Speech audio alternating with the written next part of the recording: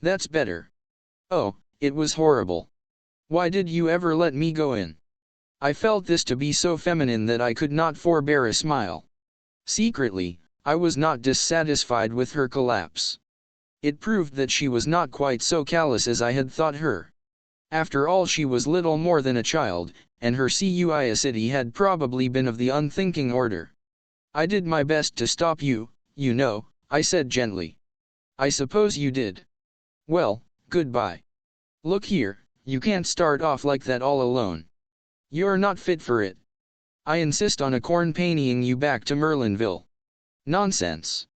I'm quite all right now. Supposing you felt faint again? No, I shall come with you, but this she combated with a good deal in the end. However, I prevailed so far as to be allowed to accompany her to the outskirts of the town. We retraced our steps over our former route, passing the grave again, and making a detour onto the road. Where the first straggling line of shops began, she stopped, and held out her hand. Goodbye, and thank you ever so much for coming with me. Are you sure you're all right now? Quite, thanks.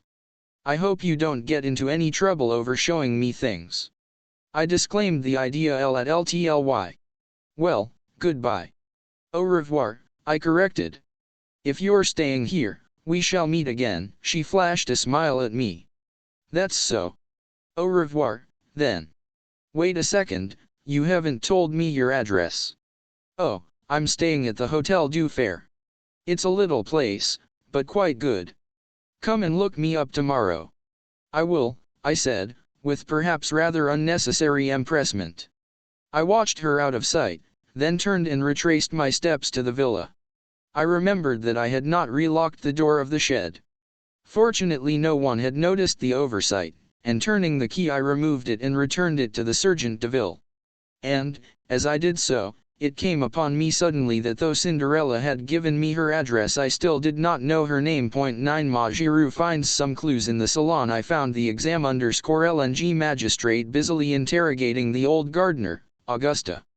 Poirot and the commissary, who were both present, greeted me respectively with a smile and a polite bow.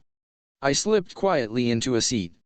Imhotep was painstaking and meticulous in the extreme, but did not succeed in eliciting anything of importance. The gardening gloves Augusta admitted to be his. He wore them when handling a certain species of primula plant which was poisonous to some people. He could not say when he had worn them last. Certainly he had not missed them. Where were they kept? Sometimes in one place, sometimes in another. The spade was usually to be found in the small tool shed. Was it locked? Of course it was locked. Where was the key kept? Parbleu, it was in the door, of course. There was nothing of value to steal. Who would have expected a party of bandits, or assassins? Such things did not happen in Madame la Vicomtesse Imhotep. Signifying that he had finished with him, the old man withdrew, grumbling to the last. Remembering Poirot's unaccountable insistence on the footprints in the flower beds, I scrutinized him narrowly as he gave his evidence. Either he had nothing to do with the crime or he was a consummate actor. Suddenly, just as he was going out of the door, an idea struck me. "Pardon, Monsieur Hotep," I cried, "but will you permit me to ask him one question?" "But certainly, monsieur." Thus encouraged, I turned to Augusta. "Where do you keep your boots?" "On my feet," growled the old man. Here else." "But when you go to bed at night?" "Under my bed." "But who cleans them?" "Nobody." "Why should they be cleaned? Is it that I promenade myself on the front like a young man? On Sunday I wear the Sunday boots, but otherwise." He shrugged his shoulders. I shook my head, discouraged. Well, said the magistrate, "we do not advance very much. Undoubtedly we are held up until we get the return cable from Santiago. Has anyone seen Giroux? In verity that one lacks politeness. I have a very good mind to send for him, and you will not have to send far." The quiet voice startled us. Giroux was standing outside looking in through the open window. He leapt lightly into the room and advanced to the table. "Here I am, at your service. Accept my excuses for not presenting myself sooner." Not at all," said the magistrate, rather confused. Of course I am only a detective, continued the other. I know nothing of interrogatories. Were I conducting one, I should be inclined to do so without an open window. Anyone standing outside can so easily hear all that passes. But no matter. Imhotep flushed angrily. There was evidently going to be no love lost between the examining magistrate and the detective in charge of the case. They had fallen foul of each other at the start. Perhaps in any event it would have been much the same. To Giroux, all ex-arming magistrates were fools, and to Imhotep, who took himself seriously, the casual manner of the Paris detective could not fail to give offense. "Eh bien, Monsieur Giroux," said the magistrate rather sharply. "Without doubt you have been employing your time to a marvel. You have the names of the assassins for us, have you not? And also the precise spot where they find themselves now." Unmoved by this irony, M. Giroux replied, "I know at least where they have come from." Giroux took two small objects from his pocket and laid them down on the table. We crowded round. The objects were very simple ones, the stub of a cigarette and an unlighted match. The detective wheeled round on Poirot. "What do you see there?" he asked. There was something almost brutal in his tone. It made my cheeks flush, but Poirot remained unmoved. He shrugged his shoulders. "A cigarette end in a match.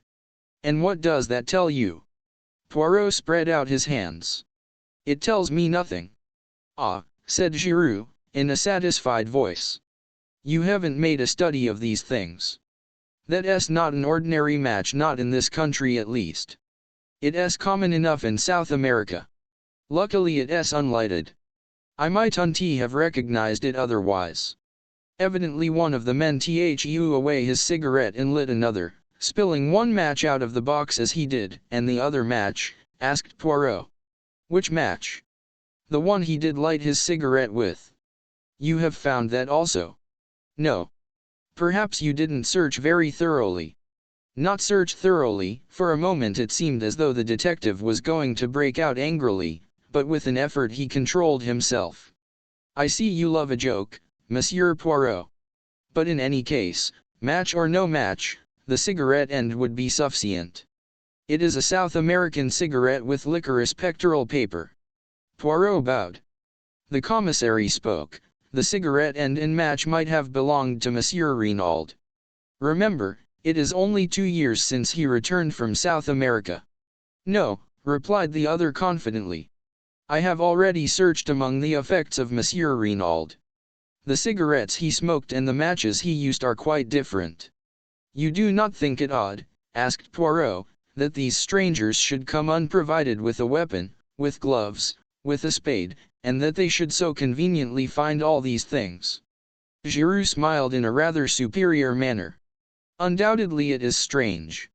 Indeed, without the theory that I hold, it would be inexplicable." "Aha," said Imhotep. "An accomplice within the house." "Or outside it," said Giroux, with a peculiar smile. "But someone must have admitted them. We cannot allow that, by an unparalleled piece of good fortune, they found the door ajar for them to walk in. The door was opened for them, but it could just as easily be opened from outside by someone who possessed a key." "But who did possess a key?" Giroux shrugged his shoulders. "As for that, no one who possesses one is going to admit the fact if he can help it. But several people might have had one. Monsieur Jacques Renaud, the son, for instance. It is true that he is on his way to South America, but he might have lost the key or had it stolen from him. Then there is the gardener. He has been here many years. One of the younger servants may have a lover. It is easy to take an impression of a key and have one cut. There are many possibilities. Then there is another person who, I should judge, is exceedingly likely to have such a thing." "Who is that?" "Madame d'Aubruil," said the detective. Said the magistrate. "So you have heard about that, have you?" "I hear everything," said Giroux imperturbably. "There is one thing I could swear you have not heard," said Imhotep, delighted to be able to show superior knowledge, and without more ado he retailed the story of the mysterious visitor the night before. He also touched on the check made out to Devine, and finally handed Giroux the letter signed Bella. All very interesting. But my theory remains unaffected. And your theory is? For the moment I prefer not to say. Remember, I am only just beginning my investigations. Tell me one thing, Monsieur Giroux, said Poirot suddenly. Your theory allows for the door being opened. It does not explain why it was left open when they departed. Would it not have been natural for them to close it behind them? If a Sergeant Deville had chanced to come up to the house, as is sometimes done to see that all is well, they might have been discovered and overtaken almost at once. Bah! They forgot it. A mistake, I grant you. Then, to my surprise, Poirot uttered almost the same words as he had uttered to Bex the previous evening. I do not agree with you. The door being left open was the result of either design or necessity, and any theory that does not admit that fact is bound to prove vain. We all regarded the little man with a good deal of astonishment. The confession of ignorance drawn from him over the match end had, I thought, been bound to humiliate Hera, but here he was self-satisfied as ever, laying down the law to Giroux without a tremor. The detective twisted his mustache, eyeing my friend in a somewhat bantering fashion. You don't agree with me, eh? Well, what strikes you particularly about the case? Let's hear your views. One thing presents itself to me as being significant. Tell me, Monsieur Giroux, does nothing strike you as familiar about this case? Is there nothing it reminds you of? Familiar? Reminds me of? I can't say, M.A.N.D. I don't think so, though you are wrong, said Poirot quietly. A crime almost precisely similar has been committed before. When? And where? Ah, that, unfortunately, I cannot for the moment remember, but I shall do so. I had hoped you might be able to assist me. Giroux snorted incredulously. There have been many affairs of masked men. I cannot remember the details of them all. The crimes all resemble each other more or less. There is such a thing as the individual touch. Poirot suddenly assumed his lecturing manner, and addressed us collectively. I am speaking to you now of the psychology of crime.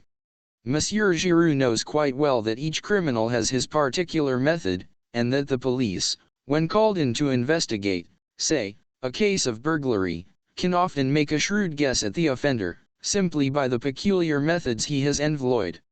Jap would tell you the same, Hastings. Man is an unoriginal animal. Unoriginal within the law in his daily respectable life, equally unoriginal outside the law. If a man commits a crime, any other crime he commits will resemble it closely. The English murderer who disposed of his wives in succession by drowning them in their baths was a case in point. Had he varied his methods, he might have escaped detection to this day. But he obeyed the common dictates of human nature, arguing that what had once succeeded would succeed again, and he paid the penalty of his lack of originality. And the point of all this, sneered Giroux, that, when you have two crimes precisely similar in design and execution, you find the same brain behind them both. I am looking for that brain, Monsieur Giroux, and I shall find it. Here we have a true clue, a psychological clue. You may know all about cigarettes and match ends, Monsieur Giroux, but I, Hercule Poirot, know the mind of man. Giroux remained singularly unimpressed. For your guidance, continued Poirot, I will also advise you of one fact which might fail to be brought to your notice. The wristwatch of Madame Renaud, on the day following the tragedy, had gained 2 hours. Giroux stared. Perhaps it was in the habit of gaining. As a matter of fact, I am told it did. Very well, then. All the same, 2 hours is a good deal, said Poirot softly. Then there is the matter of the footprints in the flower bed. He nodded his head towards the open window. Giroux took 2 eager strides, and looked out. But I see no footprints. No, said Poirot, straightening a little pile of books on a table. There are none. For a moment an almost murderous rage obscured Giroux's face. He took 2 strides towards his tormentor, but at that moment the salon door was opened, and Marchaud announced, Monsieur Stoner, the secretary, has just arrived from England. May he enter? 10. Gabriel Stoner. The man who now entered the room was a striking figure. Very tall, with a well-knit, athletic frame, and a deeply bronzed face and neck, he dominated the assembly. Even Giroux seemed anemic beside him. When I knew him better, I realized that Gabriel Stoner was quite an unusual personality. English by birth, he had knocked about all over the world. He had shot big game in Africa, traveled in Korea, ranched in California, and traded in the South Sea Islands. His unerring eye picked out Mhotep, the ex-RM magistrate in charge of the case. "Pleased to meet you, sir. This is a terrible business. How's Mrs. Renauld? Is she bearing up fairly well? It must have been an awful shock to her."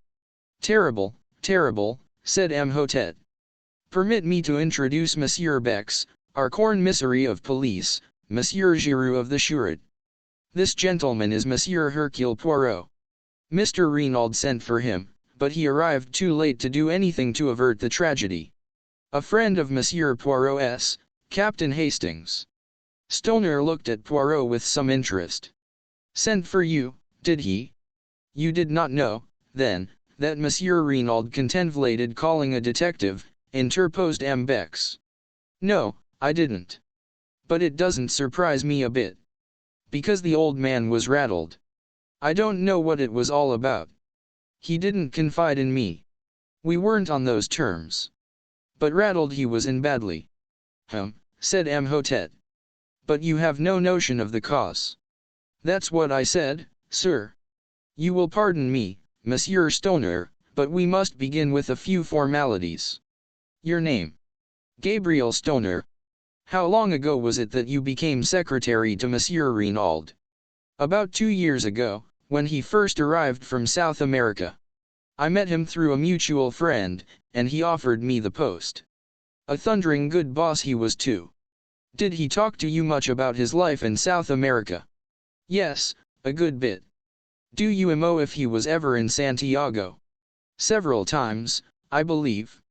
"He never mentioned any special incident that occurred there, anything that might have provoked some vendetta against him?" "Never."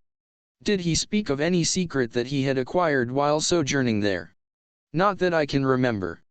But, for all that, there was a mystery about him. I've never heard him speak of his boyhood, for instance, or of any incident prior to his arrival in South America. He was a French-Canadian by birth, I believe, but I've never heard him speak of his life in Canada. He could shut up like a clam if he liked." "So, as far as you know, he had no enemies, and you can give us no clue as to any secret to obtain possession of which he might have been murdered?" "That's so." "Monsieur Stoner, have you ever heard the name of Diavine in connection with Monsieur Renauld?" Diavine. Diavine. He tried the name over, thought all. "I don't think I have.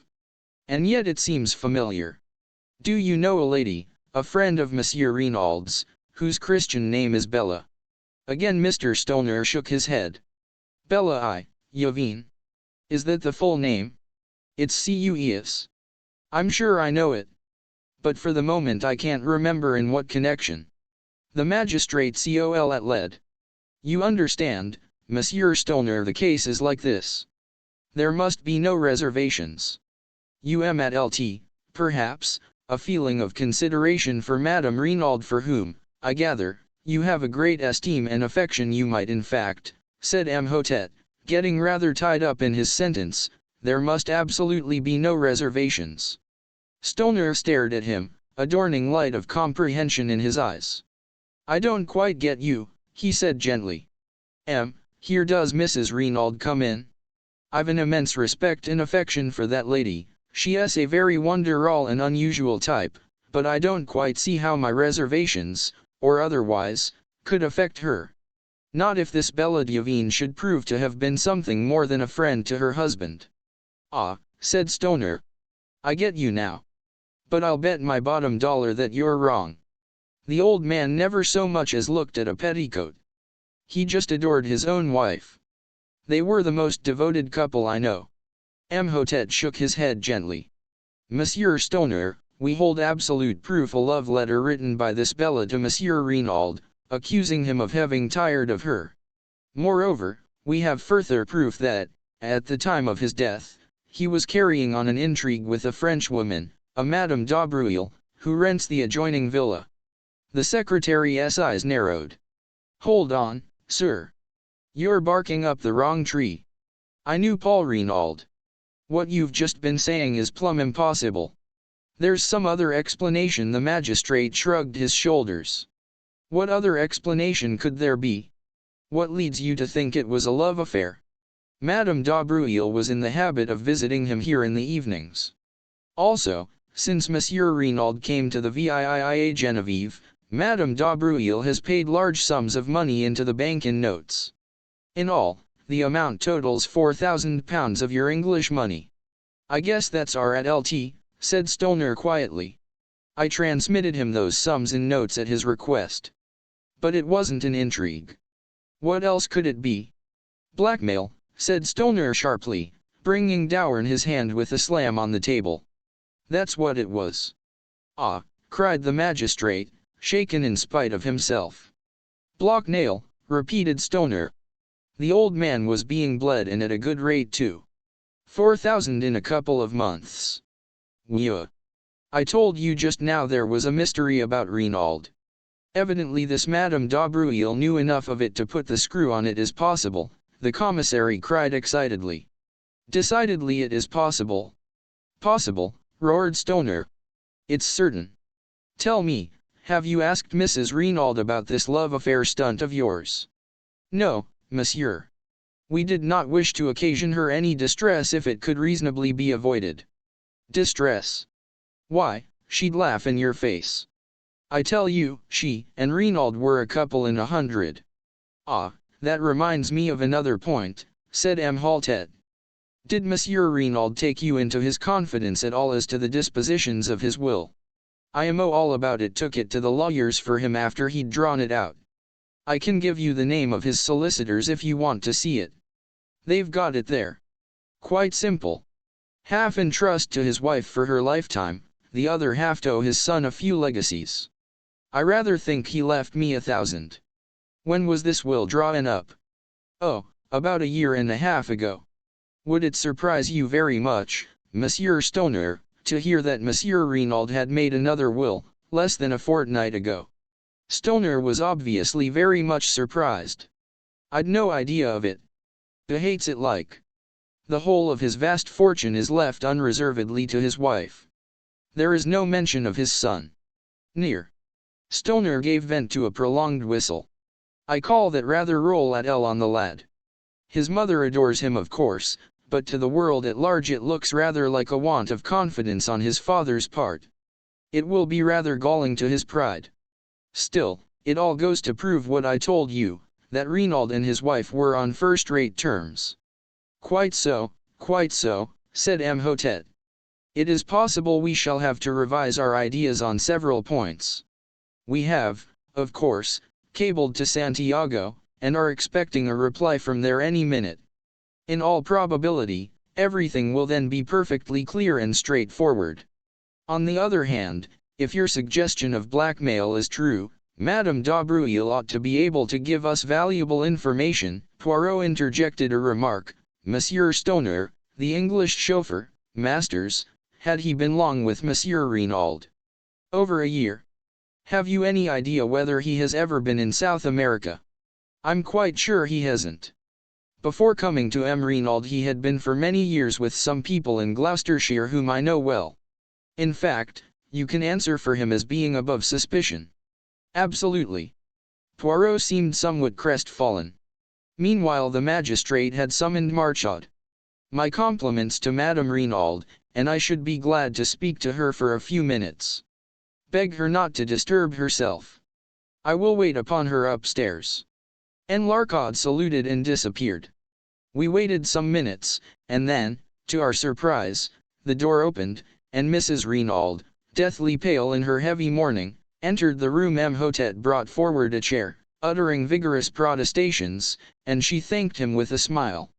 Stoner was holding one hand of hers in his with an eloquent sympathy. Words evidently failed him. Nears. Renaud turned to Imhotep. You wish to ask me something? With your permission, madam. I understand your husband was a French-Canadian by birth. Can you tell me anything of his youth? Or she shook her head. My husband was always very reticent about himself, monsieur. He came from the northwest, IK10W, but I fancy that he had an unhappy childhood, for he never cared to speak of that time. Our life was lived entirely in the present and the future. Was there any mystery in his past life? Nears. Renaud smiled a little and shook her head. Nothing so romantic, I am sure, Monsieur Dot. Mhotet also smiled. True, we must not permit ourselves to get melodramatic. There is one thing more. He hesitated. Stoner broke in impetuously. They've got an extraordinary idea into their heads, Mrs. Renaud. They actually fancy that Renaud was carrying on an intrigue with a Madame d'Aubruil who, it seems, lives next door. The scarlet color flamed into Renaud's cheeks. She flung her head up, then bit her lip, her face quivering. Stoner stood looking at her in astonishment, but M. Bex leaned forward and said gently, "We regret to cause you pain, madam, but have you any reason to believe that Madame d'Aubruil was your husband's mistress?" With a sob of anguish, Renaud buried her face in her hands. Her shoulders heaved convulsively. At last she lifted her head and said brokenly, "She may have been. Never, in all my life, have I seen anything to equal the blank amazement on Stoner's face. He was thoroughly taken aback. 11 Jack Renaud. We at the next development of the conversation would have been I cannot say, for at that moment the door was opened violently and a tall young man strode into the room. Just for a moment I had the uncanny sensation that the dead man had come to life again. Then I realized that this dark head was untouched with gray, and that, in point of fact, it was a mere boy who now burst in among us with so little ceremony. He went straight to Mrs. Renaud with an impetuosity that took no heed of the presence of others. "Mother! Jack!" With a cry she folded him in her arms. "My dearest! But what brings you here? You were to sail on the Anzora from Cherbourg 2 days ago." Then, suddenly recalling to herself the presence of others, she turned with a certain dignity, "My son, messieurs." "Aha," said Mhotet, acknowledging the young man's bow.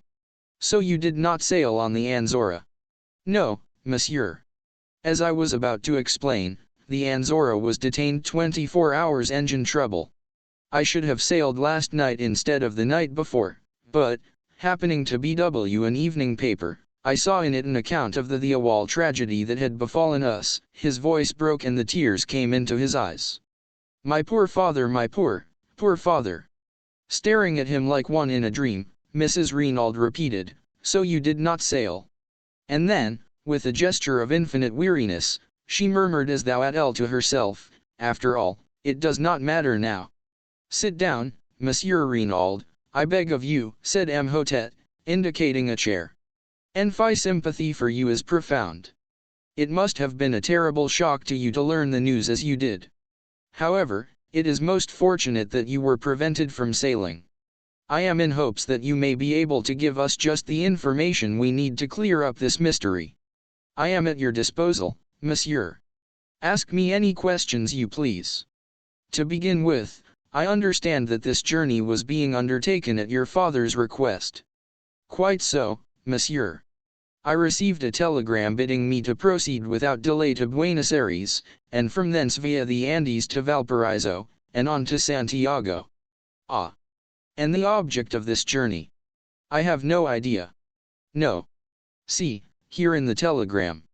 The magistrate took it and read it aloud. "Proceed immediately Cherbourg, embark Anzora, sailing tonight Buenos Aires. Ultimate destination Santiago. Further instructions will await you Buenos Aires. Do not fail. And latter is of utmost importance. Renaud." And there had been no previous correspondence on the matter. Jack Renaud shook his head. "That is the only intimation of any kind. I knew, of course, that my father, having lived so long out there, had necessarily many interests in South America. But he had never moved any suggestion of sending me out. You have, of course, been a good deal in South America, M. Renaud." I was there as a child. But I was educated in England, and spent most of my holidays in that country, so I really know far less of South America than might be supposed. You see, the war broke out when I was 17.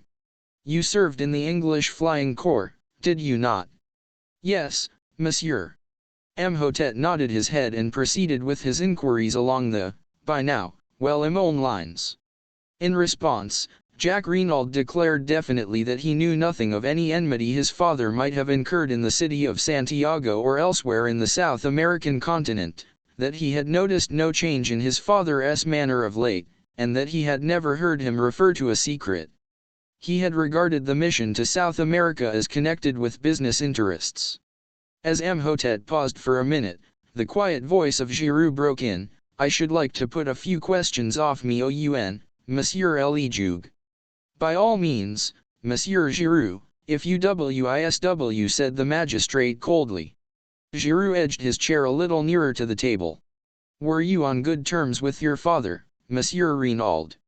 Certainly I was, returned the lad haughtily. You assert that positively? Yes. No little disputes, eh? Jack shrugged his shoulders. Everyone may have a difference of opinion now and, quite so, quite so. But, if anyone were to assert that you had a violent quarrel with your father on the eve of your departure for Paris, that person, without doubt, would be lying. I could not but admire the ingenuity of Giroux. His, I know everything, had been no idle one. Jack Renaud was clearly disconcerted by the question. We did have an argument, he admitted. Ah, an argument. In the course of that argument, did you use this phrase, when you are dead I can do as I please? I may have done, muttered the other. I don't know. In response to that, did your father say, but I'm not dead yet? To which you responded, I wish you were. The boy made no answer. His hands fiddled nervously with the things on the table in front of him. I must request an answer, please, Monsieur Renaud, said Giroux sharply. With an angry exclamation, the boy swept a heavy paper knife to the floor. What does it matter? You might as well know. Yes, I did quarrel with my father. I dare say I said all those things. He was so angry I cannot even remember what I said. I was furious. I could almost have killed him at that moment there. Make the most of that. He leaned back in his chair, flushed and defiant. Giroux smiled, then, moving his chair back a little, said, that is all. You would, without doubt, prefer to continue the interrogatory, Monsieur Hotep. Ah, yes, exactly, said Imhotep. And what was the subject of your quarrel? That I decline to state. Imhotep sat up in his chair. Monsieur Renaud, it is not permitted to trifle with the law, he thundered. What was the subject of the quarrel? Young Renaud remained silent, his boyish face sullen and overcast. But another voice spoke, imperturbable and calm, the voice of Hercule Poirot. I will inform you, if you like, Monsieur Dot. You know. Certainly I am. The subject of the quarrel was Mademoiselle Martha d'Aubruil. Renaud sprang round, startled. The magistrate leaned forward. Is that so, monsieur? Jack Renaud bowed his head.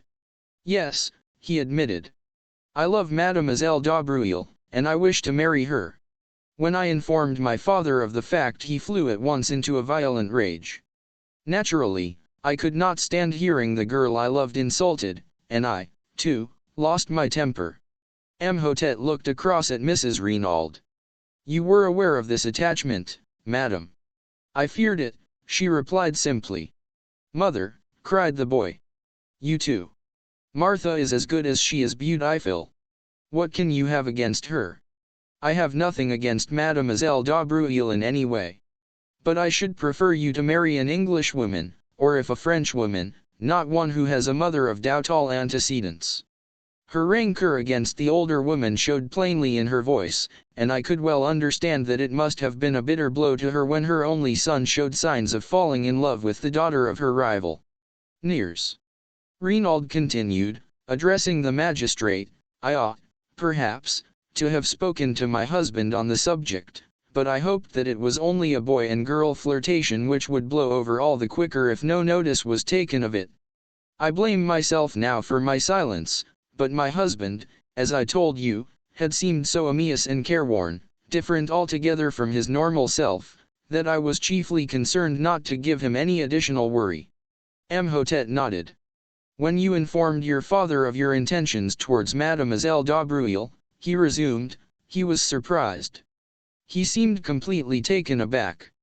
Then he ordered me peremptorily to dismiss any such idea from my mind. He would never give his consent to such a marriage.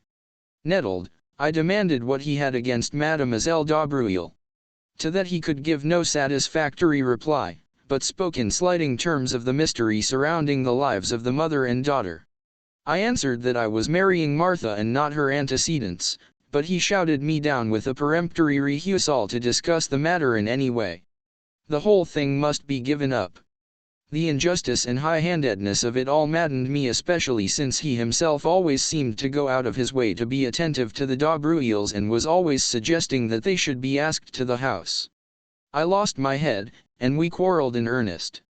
My father reminded me that I was entirely dependent on him, and it must have been in answer to that I made the remark about doing as I pleased after his death. Poirot interrupted with a quick question. You were aware, then, of the terms of your father's will? I knew that he had left half his fortune to me, the other half in trust for my mother, to come to me after death, replied the lad. Proceed with your story, said the magistrate. After that we shouted at each other in sheer rage, until I suddenly realized that I was in danger of missing my train to Paris. I had to run for the station, still in a white heat of Philly. However, once well away, I calmed down. I wrote to Martha, telling her what had happened, and her reply soothed me still further. She pointed out to me that we had only to be steadfast, and any opposition was bound to give way at last. Our affection for each other must be tried and proved, and when my parents realized that it was no light infatuation on my part, they would doubtless relent towards us. Of course, to her, I had not dwelt on my father's principal objection to the match. I soon saw that I should do my cause no good by violence. To pass to another matter, are you acquainted with the name of Diavine, Monsieur Renaud? Diavine, said Jack. Diavine. He leaned forward and slowly picked up the paper knife he had swept from the table. As he lifted his head, his eyes met the watching ones of Giroux. Diavine? No, I can't say I do. Will you read this letter, Monsieur Renaud?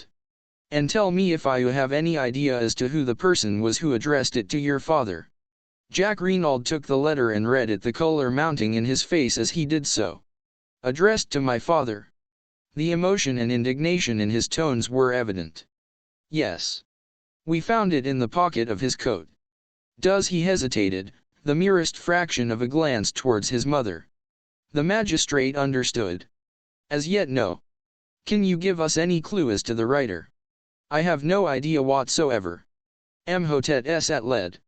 A most mysterious case. Ah, well, we can now rule out the letter altogether. Let me see, where were we? Oh, the weapon. I fear this may give you pain, Monsieur Renaud. I understand it was a present from you to your mother. Very distressing. Jack Renaud leaned forward. His face, which had flushed during the perusal of the letter, was now deadly white. Do you mean that it was with an aeroplane wire paper cutter that my father was killed? But it's impossible. A little fluing like that. Alas, Monsieur Renaud, it is only too true. An ideal little tool, I fear. Sharp and easy to handle. Where is it? Can I see it? Is it still in the body? Oh no, it has been removed. You would like to see it? To make sure? It would be as well, perhaps, though Madame has already identified it. Still, Monsieur Bex, might I trouble you? Certainly. I will fetch it immediately. Would it not be better to take Monsieur Renaud to the shed? Suggested Giroux smoothly. Without doubt he would wish to see his father's body. The boy made a shivering gesture of negation, and the magistrate, always disposed to cross Giroux whenever possible, replied, but no, not at present. Monsieur Bex will be so kind as to bring it to us here." The corn-missary left the room. Stoner crossed to Jack and wrung him by the hand. Poirot had risen, and was adjusting a pair of candlesticks that struck his trained eye as being a shade askew. The magistrate was reading the mysterious love letter for the last time, clinging desperately to his first theory of jealousy and a stab in the back. Suddenly the door burst open and the commissary rushed in. "Monsieur Le Juge. Monsieur Le Juge." "But yes. What is it?" "The dagger. It is gone." "What gone?" "Vanished. Disappeared. The glass jar that contained it is empty." "What?" I cried. "Impossible." "Why, only this morning I saw the words died on my tongue." But the attention of the entire room was diverted to me. "What is that you say?" cried the commissary. "This morning. I saw it there this morning," I said slowly. "About an hour and a half ago, to be accurate." "You went to the shed, then? How did you get the key?" "I asked the sergeant de Ville for it." "And you went there?" He. I hesitated, but in the end I decided that the only thing to do was to make a clean breast of it. "Monsieur Hotet," I said, "I have committed a grave fault, for which I must crave your indulgence." "Proceed, monsieur." "The fact of the matter is," I said, wishing myself anywhere else but where I was, "that I met a young lady, an acquaintance of mine. She displayed a great desire to see everything that was to be seen, and in short, I took the key to show her the body." "Ah," cried the magistrate indignantly. "But it is a grave fault you have committed there, Captain Hastings. It is altogether most irregular. You should not have permitted yourself this folly." I said meekly. "Nothing that you can say could be too severe, monsieur. You did not invite this lady to come here." "Certainly not. I met her quite by accident. She is an English lady who happens to be staying in Merlinville, though I was not aware of that until my unexpected meeting with well, said the magistrate, softening. "It was most irregular, but the lady is without doubt young and beautiful." "It is to be young." And he sighed sentimentally. But the corn-missary, less romantic and more practical, took up the tale. "But did you not reclose and lock the door when you departed?" "That's just it," I said slowly. "That's what I blame myself for so terribly." My friend was upset at the sight. She nearly fainted. I got her some brandy and water, and afterwards insisted on accompanying her back to the Touraine. In the excitement I forgot to relock the door. I only did so when I got back to the villa. "Then for 20 minutes at least," said the commissary slowly. He stopped. "Exactly," I said. 20 minutes, mused the commissary. "It is deplorable," said Hotet, his sternness off manner returning. "Without precedent." Suddenly another voice spoke. "You find it deplorable?" asked Giroux. "Certainly I do." "I find it admirable," said the other imperturbably. This unexpected ally quite bewildered me. "Admirable, Monsieur Giroux?" asked the magistrate, studying him cautiously out of the corner of his eye. "Precisely." "And why?" "Because we know now that the assassin, or an accomplice of the assassin, has been near the villa only an hour ago. It will be strange if, with that knowledge, we do not shortly lay hands upon him." There was a note of menace in his voice. He continued, "He risked a good deal to gain possession of that dagger. Perhaps he feared that fingerprints might be discovered on it." Poirot turned to Bex. "You said there were none." Giroux shrugged his shoulders. "Perhaps he could not be sure." Poirot looked at him. "You are wrong, Monsieur Giroux. The assassin wore gloves. So he must have been sure. I do not say it was the assassin himself. It may have been an accomplice who was not aware of that fact." The magistrate's clerk was gathering up the papers on the table. Hotet addressed, "Our work here is finished. Perhaps, Monsieur Renaud, you will listen while your evidence is read over to you. I have purposely kept all the proceedings as informal as possible. I have been called original in my methods, but I maintain that there is much to be said for originality. The case is now in the clever hands of the renowned Monsieur Giroux. He will without doubt distinguish himself. Indeed, I wonder that he has not already laid his hands upon the murderers.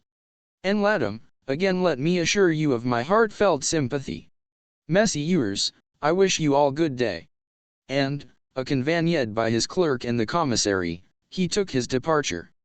Poirot tweed out that large turnip of a watch of his and observed the time. "Let us return to the hotel for lunch, my friend," he said. "And you shall recount to me in full the indiscretions of this morning. No one is observing us.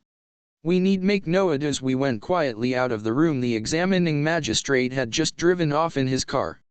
I was going down the steps when Poirot's voice arrested me. "One little moment, my friend." Dexterously he whipped out his yard measure and proceeded, quite solemnly, to measure an overcoat hanging in the hall. From the collar to the hem I had not seen it hanging there before, and guessed that it belonged to either Mr. Stoner or Jack Reinald. Then, with a little satisfied grunt, Poirot returned the measure to his pocket and followed me out into the open air. Point 12. Poirot elucidates certain points. Why did you measure that overcoat?" I asked, with some curiosity, as we walked down the hot white road at a leisurely pace. "Parbleu! To see how long it was," replied my friend imperturbably. I was vexed. Poirot's incurable habit of making a mystery out of nothing never failed to irritate me. I relapsed into silence, and followed a train of thought of my own. Although I had not noticed them specially at the time, certain words Mrs. Reinald had addressed to her son now recurred to me, fraught with a new significance. "So you did not sail," she had said, and then had added, "After all, it does not matter now." What had she meant by that? The words were enigmatical, significant. Was it possible that she knew more than we supposed? She had denied all knowledge of the mysterious mission with which her husband was to have entrusted his son, but was she really less ignorant than she pretended? Could she enlighten us if she chose, and was her silence part of a carefully thought out and preconceived plan? The more I thought about it, the more I was convinced that I was right. Mrs. Reinald knew more than she chose to tell. In her surprise at seeing her son, she had momentarily betrayed herself. I felt convinced that she knew, if not the assassins, at least the motive for the assassination. But some very powerful considerations must keep her silent. "You think profoundly, my friend," remarked Poirot, breaking in upon my reflections. "What is it that intrigues you so?" I told him, sure of my ground, though feeling expectant that he would ridicule my suspicions. But to my surprise he nodded thoughtfully. "You are quite right, Hastings. From the beginning I have been sure that she was keeping something back. At first I suspected her, if not of inspiring, at least of conniving at the crime." "You suspected her?" I cried. "But certainly. She benefits enormously. In fact, by this new will, she is the only person to benefit. So, from the start, she was singled out for attention. You may have noticed that I took an early opportunity of examining her wrists. I wished to see whether there was any possibility that she had gagged and bound herself. Eh bien, I saw at once that there was no fake. The cords had actually been drawn so tight as to cut into the flesh. That ruled out the possibility of her having committed the crime single-handed. But it was still possible for her to have connived at it, or to have been the instigator with an accomplice.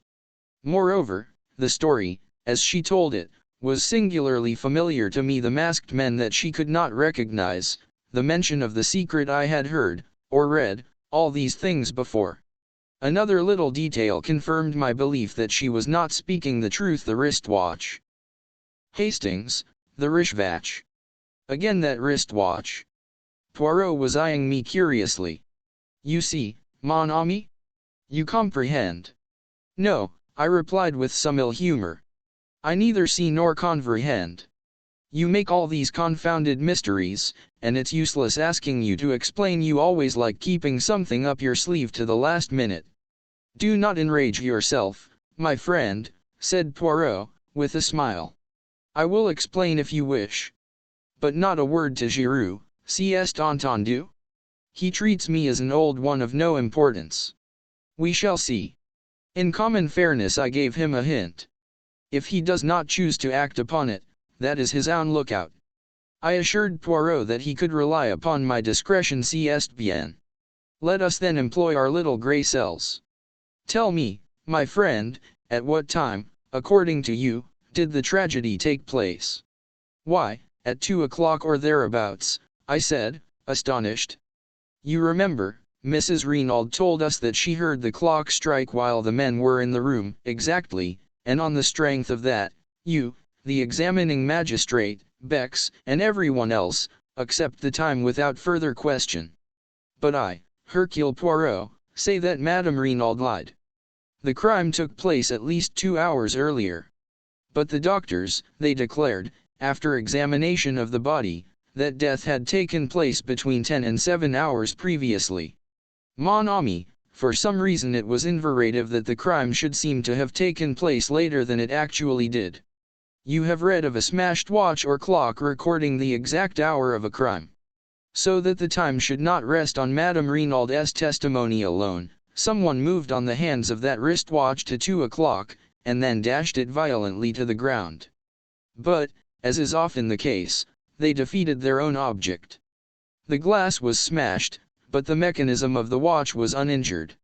It was a most disastrous manoeuvre on their part, for it at once drew my attention to 2 points. First, that Madame Renauld was lying, secondly, that there must be some vital reason for the postponement of the time. But what reason could there be? Ah, that is the question. There we have the whole mystery. As yet, I cannot explain it. There is only one idea that presents itself to me as having a possible connection, and that is: the last train left Merlinville at 17 minutes past 12. I followed it out slowly. So that, the crime apparently taking place some 2 hours later, anyone leaving by that train would have an unimpeachable alibi.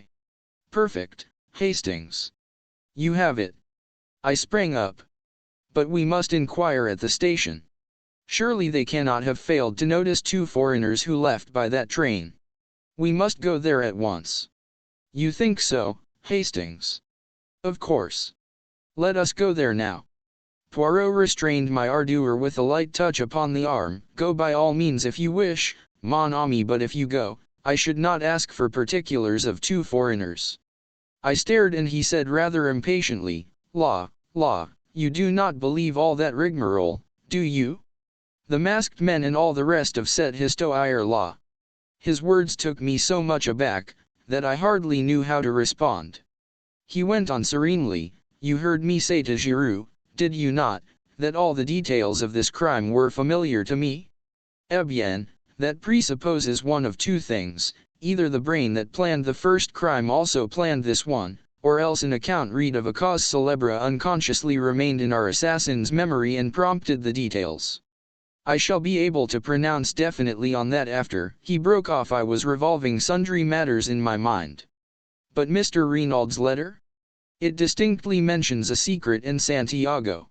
Undoubtedly there was a secret in Monsieur Renauld's life, there can be no doubt of that.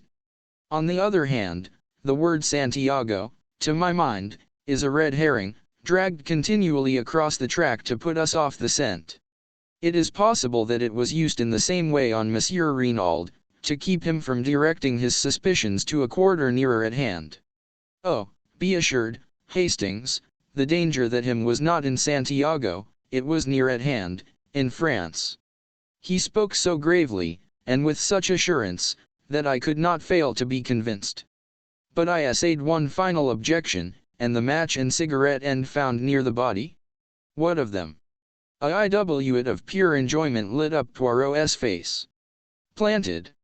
Deliberately planted there for Giroux or one of his freebie to find. Ah, he is smart, Giroux, he can do his tricks. So can a good retriever dog. He comes in so pleased with himself. For hours he has crawled on his stomach. See what I have found, he says. And then again to me, do you see here? Me, I answer, with profound and deep truth, nothing. And Giroux, the great Giroux, he laughs, he thinks to himself, oh, he is imbecile, this old one. But we shall see. But my mind had reverted to the main facts. Then all this story of the masked men is false. What really happened? Poirot shrugged his shoulders. One person could tell us, Madame Renauld. But she will not speak, threats and entreaties would not move her. A remarkable woman that, Hastings. I recognized as soon as I saw her that I had to deal with a woman of unusual character.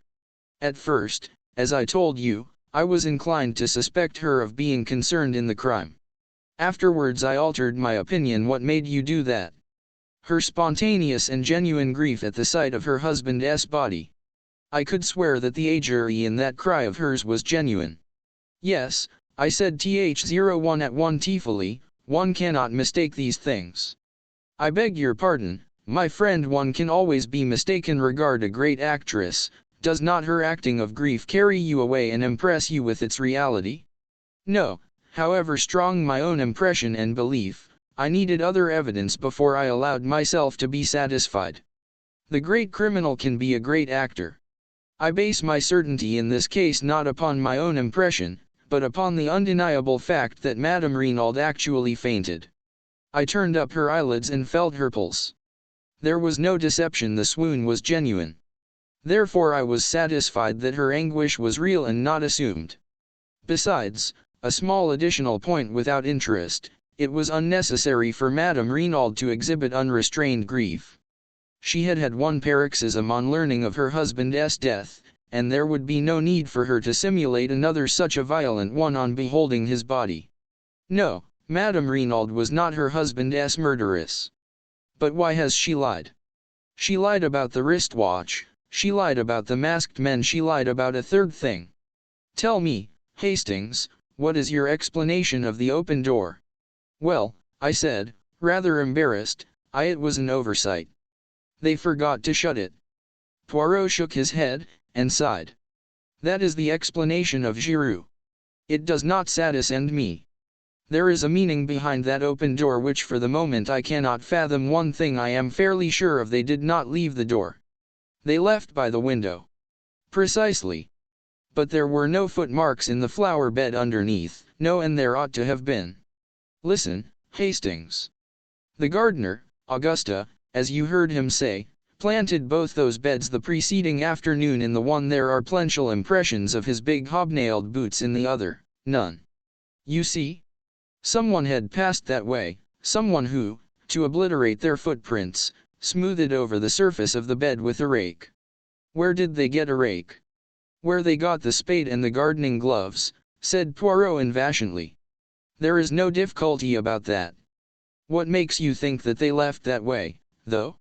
Surely it is more probable that they entered by the window, and left by the door. That is possible, of course. Yet I have a strong idea that they left by the window. I think you are wrong. Perhaps, mon ami. I mused, thinking over the new field of conjecture that Poirot's deductions had opened up to me. I recalled my wonder at his cryptic allusion to the flower bed and the wristwatch. His remarks had seemed so meaningless at the moment, and now, for the first time, I realized how remarkably, from a few slight incidents, he had unraveled much of the mystery that surrounded the case. I paid a belated homage to my friend. In the meantime, I said, considering, although we know a great deal more than we did, we are no nearer to solving the mystery of who killed Renaud. No, said Poirot cheerfully. In fact, we are a great deal farther off. The fact seemed to afford him such peculiar satisfaction that I gazed at him in wonder. He met my eye and smiled. Suddenly a light burst upon me. Poirot. Mrs. Renaud. I see it now. She must be shielding somebody. From the quietness with which Poirot received my remark, I could see that the idea had already occurred to him. Yes, he said th01 at one tearfully. Shielding someone or screening someone. One of the two. Then, as we entered our hotel, he enjoined silence on me with a gesture. 13 The girl, the anxious eyes. We lunched with an excellent appetite. For a while we ate in silence, and then Poirot observed maliciously, "Eh bien. And your indiscretions? You recount them not." I felt myself blushing. "Oh, you mean this morning?" I endeavored to adopt a tone of absolute nonchalance. But I was no match for Poirot. In a very few minutes he had extracted the whole story from me, his eyes twinkling as he did so. Tiens! A story of the most romantic. Had is her name, this charming young lady. I had to confess that I did not know. Still more romantic. The first rencontre in the train from Paris, the second here. Journeys end in lovers' meetings, is not that the saying? Don't be an ass, Poirot. Yesterday it was Mademoiselle d'Abreuil, today it is Mademoiselle Cinderella. Decidedly you have the heart of a Turk, Hastings. You should establish a harem. It's all very well to rag me. Mademoiselle d'Abreuil is a very beautiful girl, and I do admire her Irmanziliel, don't mind admitting it. The other's nothing, I don't suppose I shall ever see her again. You do not propose to see the lady again? His last words were almost a question, and I was aware of the sharpness with which he darted a glance at me. And before my eyes, writ large in letters of fire, I saw the words, Hotel du Fer, and I heard again her voice saying, come, and look me up, and my own answering with empressement, I will. I answered Poirot lightly, Enal at M. She asked me to look her up, but, of course, I shan't. Why of course? Well, I don't want to. Mademoiselle Cinderella is staying at the Hotel d'Angleterre, you told me, did you not? No. Hotel du Fer. True, I forgot. A moment's misgiving shot across my mind. Surely I had never mentioned any hotel to Poirot. I looked across at him and felt reassured. He was cutting his bread into neat little squares, completely absorbed in his task. He must have fancied I had told him where the girl was staying. We had coffee outside facing the sea. Poirot smoked one of his tiny cigarettes, and then drew his watch from his pocket. The train to Paris leaves at 2:25, he observed. I should be starting. Paris, I cried. That is what I said, mon ami. You are going to Paris? But why? He replied very seriously, to look for the murderer of Monsieur Renaud. You think he is in Paris? I am quite certain that he is not. Nevertheless, it is there that I must look for him. You do not understand, but I will explain it all to you in good time. Believe me, this journey to Paris is necessary. I shall not be away long. In all probability I shall return tomorrow. I do not propose that you should accompany me. Remain here and keep an eye on Giroux. Also cultivate the society of Monsieur Renaud F/S. That reminds me, I said. I meant to ask you how you knew about those two. Mon ami, I know human nature. Throw together a boy like young Renaud and a beautiful girl like Mademoiselle Martha and the result is almost inevitable. Then, the quarrel. It was money, or a woman, and, remembering Leonie's description of the lad's anger, I decided on the latter. So I made my guess and I was right. You already suspected that she loved young Renaud. Poirot smiled. At any rate, I saw that she had anxious eyes. That is how I always think of Mademoiselle d'Abreuil, as the girl with the anxious eyes. His voice was so grave that it impressed me uncomfortably. What do you mean by that, Poirot? I fancy, my friend, that we shall see before very long. But I must start. I will come and see you off, I said, rising. You will do nothing of the sort. I forbid it. He was so peremptory that I stared at him in surprise. He nodded emphatically. I mean it, mon ami. Au revoir. I felt rather at a loose end after Poirot had left me. I strolled down to the beach and watched the bathers. Without feeling energetic enough to join them, I rather fancied that Cinderella might be disporting herself among them in some wonder-all costume, but I saw no signs of her. I strolled aimlessly along the sands towards the farther end of the town. It occurred to me that, after all, it would only be decent feeling on my part to inquire after the girl. And it would save trouble in the end. The matter would then be finished with. There would be no need for me to trouble about her any further. But if I did not go at all, she might quite possibly come and look me up at the villa. Accordingly, I left the beach, and walked inland. I soon found the Hotel du Fer, a very unpretentious building. It was annoying in the extreme not to know the lady's name and, to save my dignity, I decided to stroll inside and look around. Probably I should find her in the lounge. I went in, but there was no sign of her. I waited for some time, till my impatience got the better of me. I took the concierge aside and slipped 5 francs into his hand. I wish to see a lady who is staying here.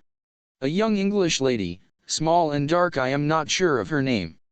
The man shook his head and seemed to be suppressing a gym. There is no such lady as you describe staying here. But the lady told me she was staying here. Monsieur must have made a mistake, or it is more likely the lady did, since there has been another gentleman here inquiring for her.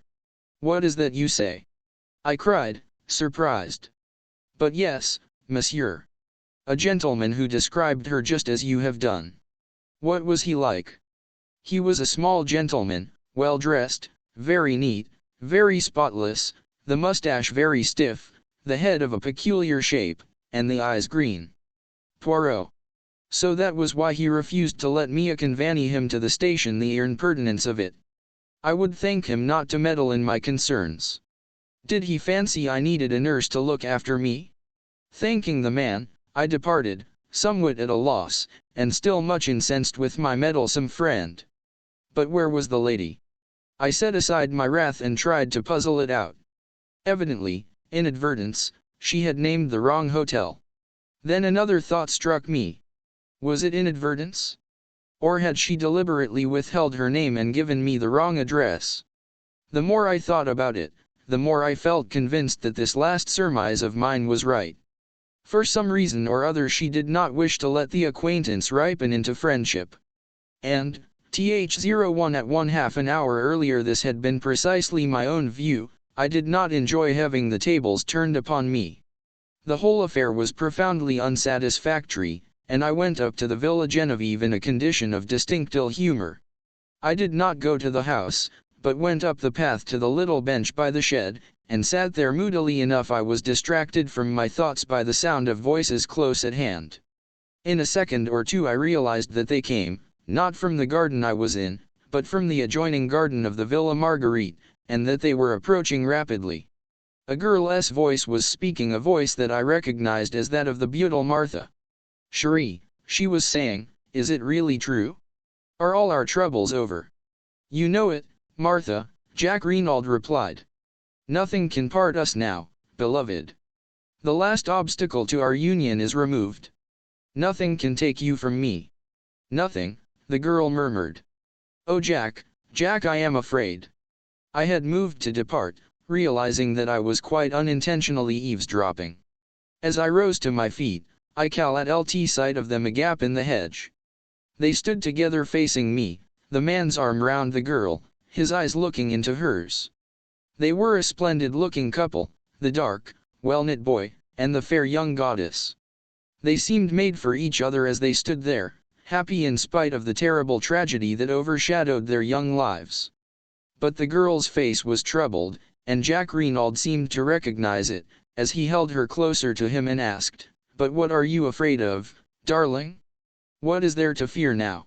And then I saw the look in her eyes, the look Poirot had spoken of, as she murmured, so that I almost guessed at the words, "I am afraid for you." I did not hear young Renaud's answer, for my attention was distracted by an unusual appearance a little farther down the hedge. There appeared to be a brown bush there, which seemed odd, to say the least of it, so early in the summer. I stepped along to investigate, but, at my advance, the brown bush withdrew itself precipitately, and faced me with a finger to its lips. It was Giroux. Enjoining caution, he led the way round the shed until we were out of earshot. "What were you doing there?" I asked. "Exactly what you were doing, listening. But I was not there on purpose." "Ah," said Giroux. "I was." As always, I admired the man while disliking him. He looked me up and down with a sort of contemptuous disfavor. "You didn't help matters by butting in. I might have heard something useful in a minute. What have you done with your old fossil?" "Monsieur Poirot has gone to Paris," I replied coldly. Giroux snapped his fingers disdainfully. "So he has gone to Paris, has he? Well, a good thing. The longer he stays there the better. But what does he think he will find there?" I thought I read in the question a tinge of uneasiness. I drew myself up. "That I am not at liberty to say," I said quietly. Giroux subjected me to a piercing stare. He has probably enough sense not to tell you, he remarked rudely. Good afternoon, I'm busy. And with that he turned on his heel, and left me without ceremony. And ladders seemed at a standstill at the Villa Genevieve. Giroux evidently did not desire my company and, from what I had seen, it seemed fairly certain that Jack Renaud did not either. I went back to the turn, had an enjoyable bathe, and returned to the hotel. I turned in early, wondering whether the following day would bring forth anything of interest. I was wholly unprepared for what it did bring forth. I was eating my petit déjeuner in the dining room, when the waiter, who had been talking to someone outside, came back in obvious excitement. He hesitated for a minute, fidgeting with his napkin, and then burst out, "Monsieur will pardon me, but he is connected, is he not, with the affair at the Villa Genevieve?" "Yes," I said eagerly. "Monsieur has not heard the news, though." "What news?" "That there has been another murder there last night." "What?" Leaving my breakfast, I called my hat and ran as fast as I could. "Another murder and Poirot away. What fatality! But who had been murdered?" I dashed in at the gate. A group of servants were in the drive, talking and gesticulating. I caught hold of Frangoise. "What has happened?" "Oh, monsieur. Monsieur. Another death. It is terrible. There is a curse upon the house." "But yes, I say it, a curse. They should send for Monsieur le Curé to bring some holy water. Never will I sleep another night under that roof. It might be my turn, who knows?" She crossed herself. "Yes," I cried, "but who has been killed?" "Do I know me? A man, a stranger. They found him up there in the shed not 100 yards from where they found poor monsieur. And that is not all. He is stabbed to the heart with the same dagger." 14 The second body waiting for no more, I turned and ran up the path to the shed. The two men on guard there stood aside to let me pass and, filled with excitement, I entered. It was dim, the place was a mere rough wooden erection to keep old pots and tools in. I had entered impetuously, but I checked myself, fascinated by the spectacle before me. Giroux was on his hands and knees, a pocket torch in his hand with which he was examining every inch of the ground. He looked up with a frown at my entrance, then his face relaxed a little in a sort of good-humored contempt. "There he is," said Giroux, flashing his torch to the far corner. I stepped across. The dead man lay straight upon his back. He was of medium height, swarthy of complexion, and possibly about 50 years of age. He was neatly dressed in a dark blue suit, well cut, and probably made by an expensive tailor, but not new.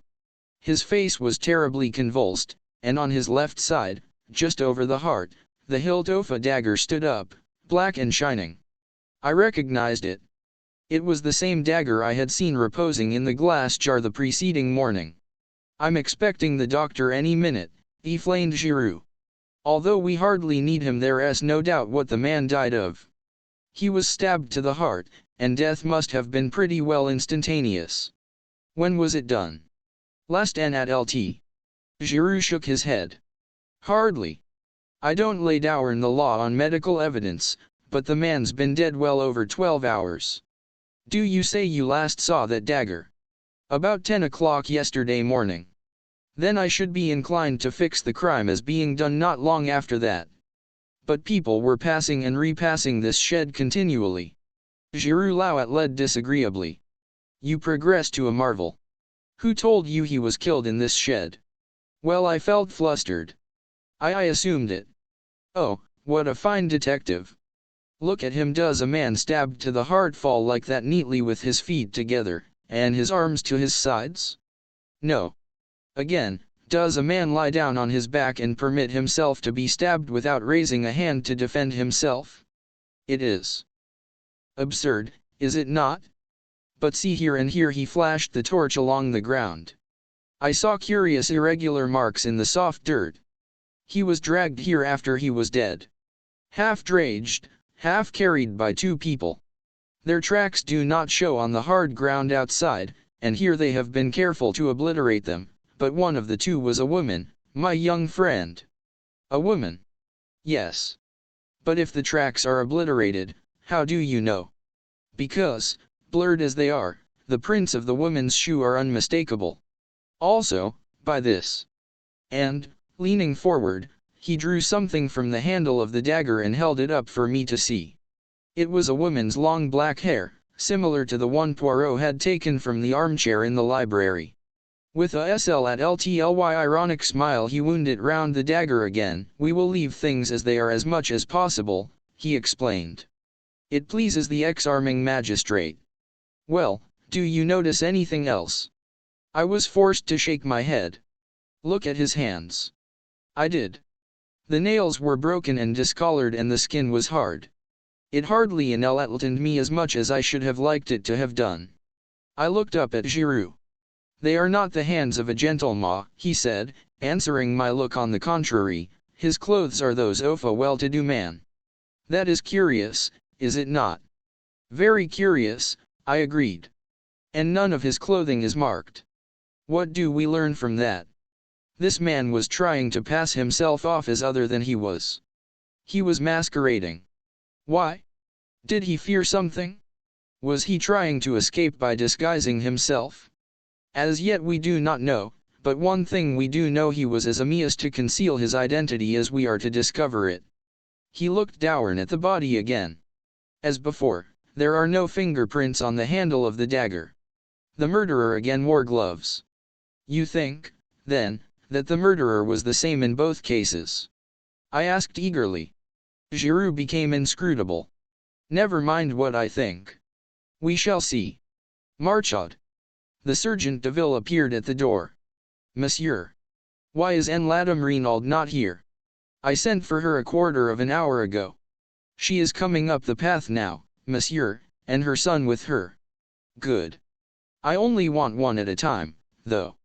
Marchaud saluted and disappeared again. A moment later he reappeared with Mrs. Renaud. Here is Madame. Giroux came forward with a curt bow. This way, madame. He led her across, and then, standing suddenly aside, here is the man. Do you know him? And as he spoke, his eyes, gimlet-like, bored into her face, seeking to read her mind, noting every indication of her manner. But Mrs. Renaud remained perfectly calm, too calm, I felt. She looked down at the corpse almost without interest, certainly without any sign of agitation or recognition. No, she said. I have never seen him in my life. He is quite a stranger to me. You are sure? Quite sure. You do not recognize in him one of your assailants, for instance? No. She seemed to hesitate, as though struck by the idea. No, I do not think so. Of course they wore beards, false ones, the examining magistrate thought, but still, no. Now she seemed to make her mind up definitely. I am sure neither of the two was this man. Very well, madam. That is all, then. She stepped out with head erect, the sun flashing on the silver threads in her hair. Jacques Renaud succeeded her. He, too, failed to identify the man in a conveniently natural manner. Giroux merely grunted. Whether he was pleased or chagrined I could not tell. He called to Larcot. You have got the other there? Yes, monsieur. Bring her in, then. The other was Madame d'Aubreuil. She came indignantly, protesting with vehemence. I object, monsieur. This is an outrage. What have I to do with all this? Madame, said Giroux brutally, I am investigating not one murder, but 2 murders. For all I know you may have committed them both. How dare you, she cried.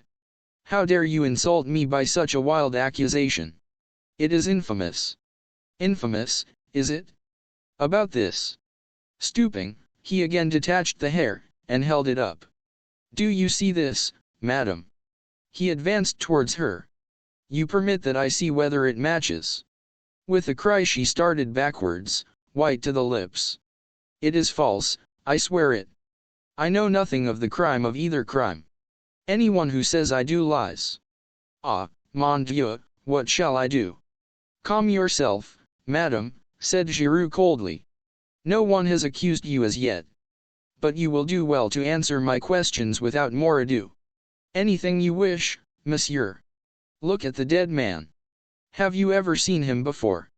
Drawing nearer, a little of the color creeping back to her face, Madame d'Aubruil looked down at the victim with a certain amount of interest and curiosity. Then she shook her head. I do not know him. It seemed impossible to doubt her, the words came so naturally. Giroux dismissed her with a nod of the head. You are letting her go? I asked in a low voice.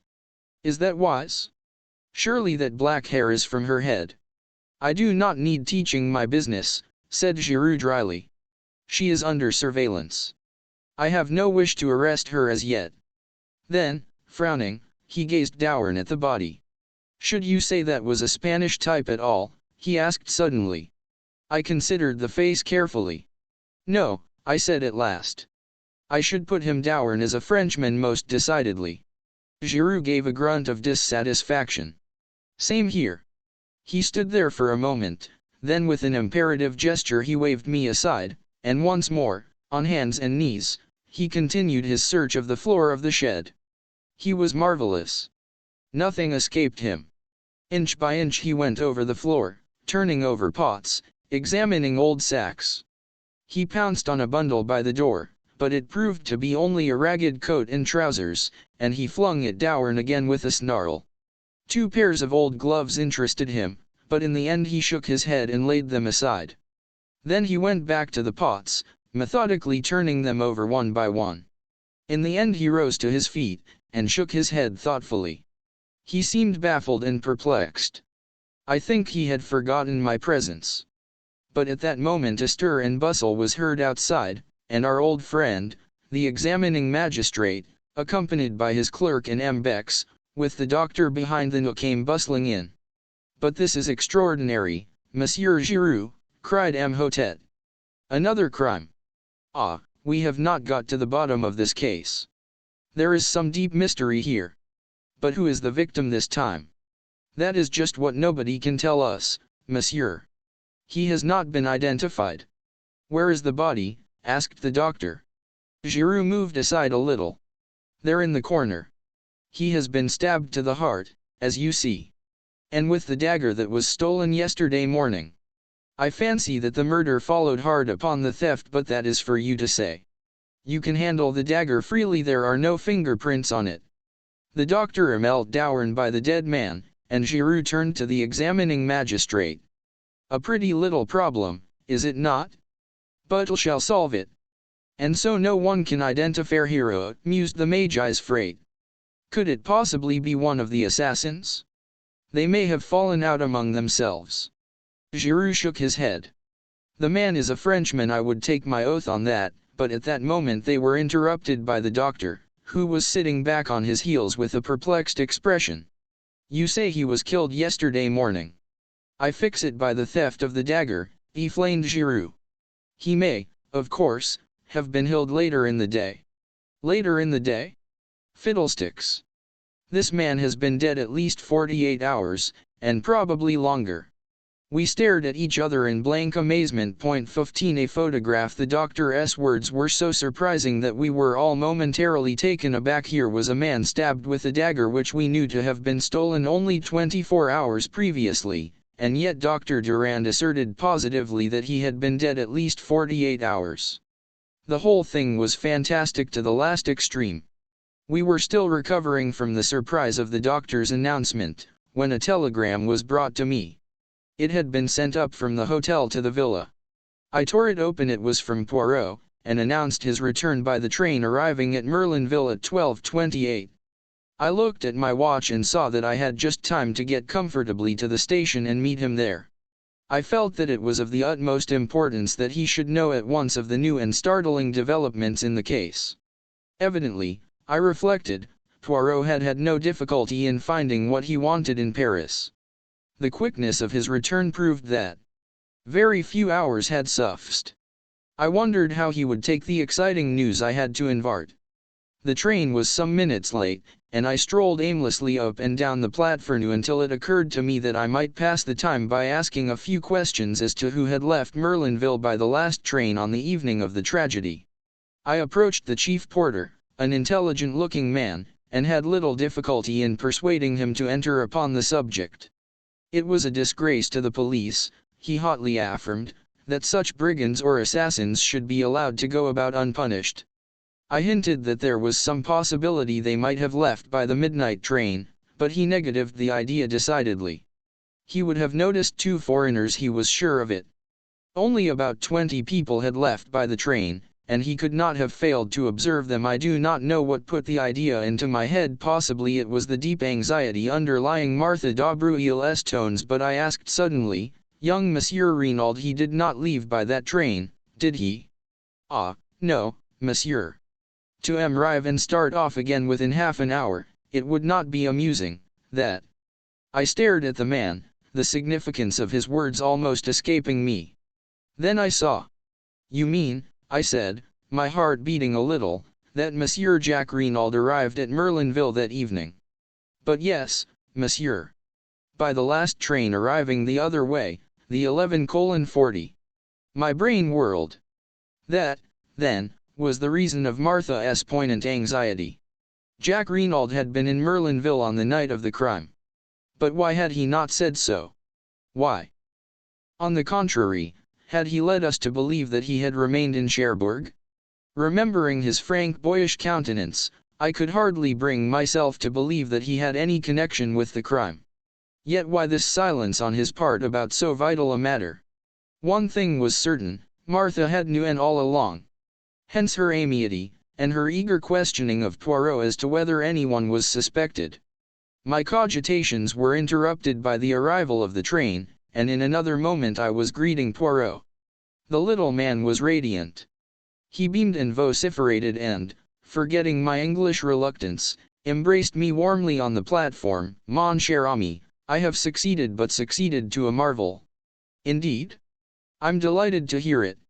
Have you heard the latest here?" "How would you that I should hear anything?" "There have been some developments, eh? The brave Giroux, he has made an arrest?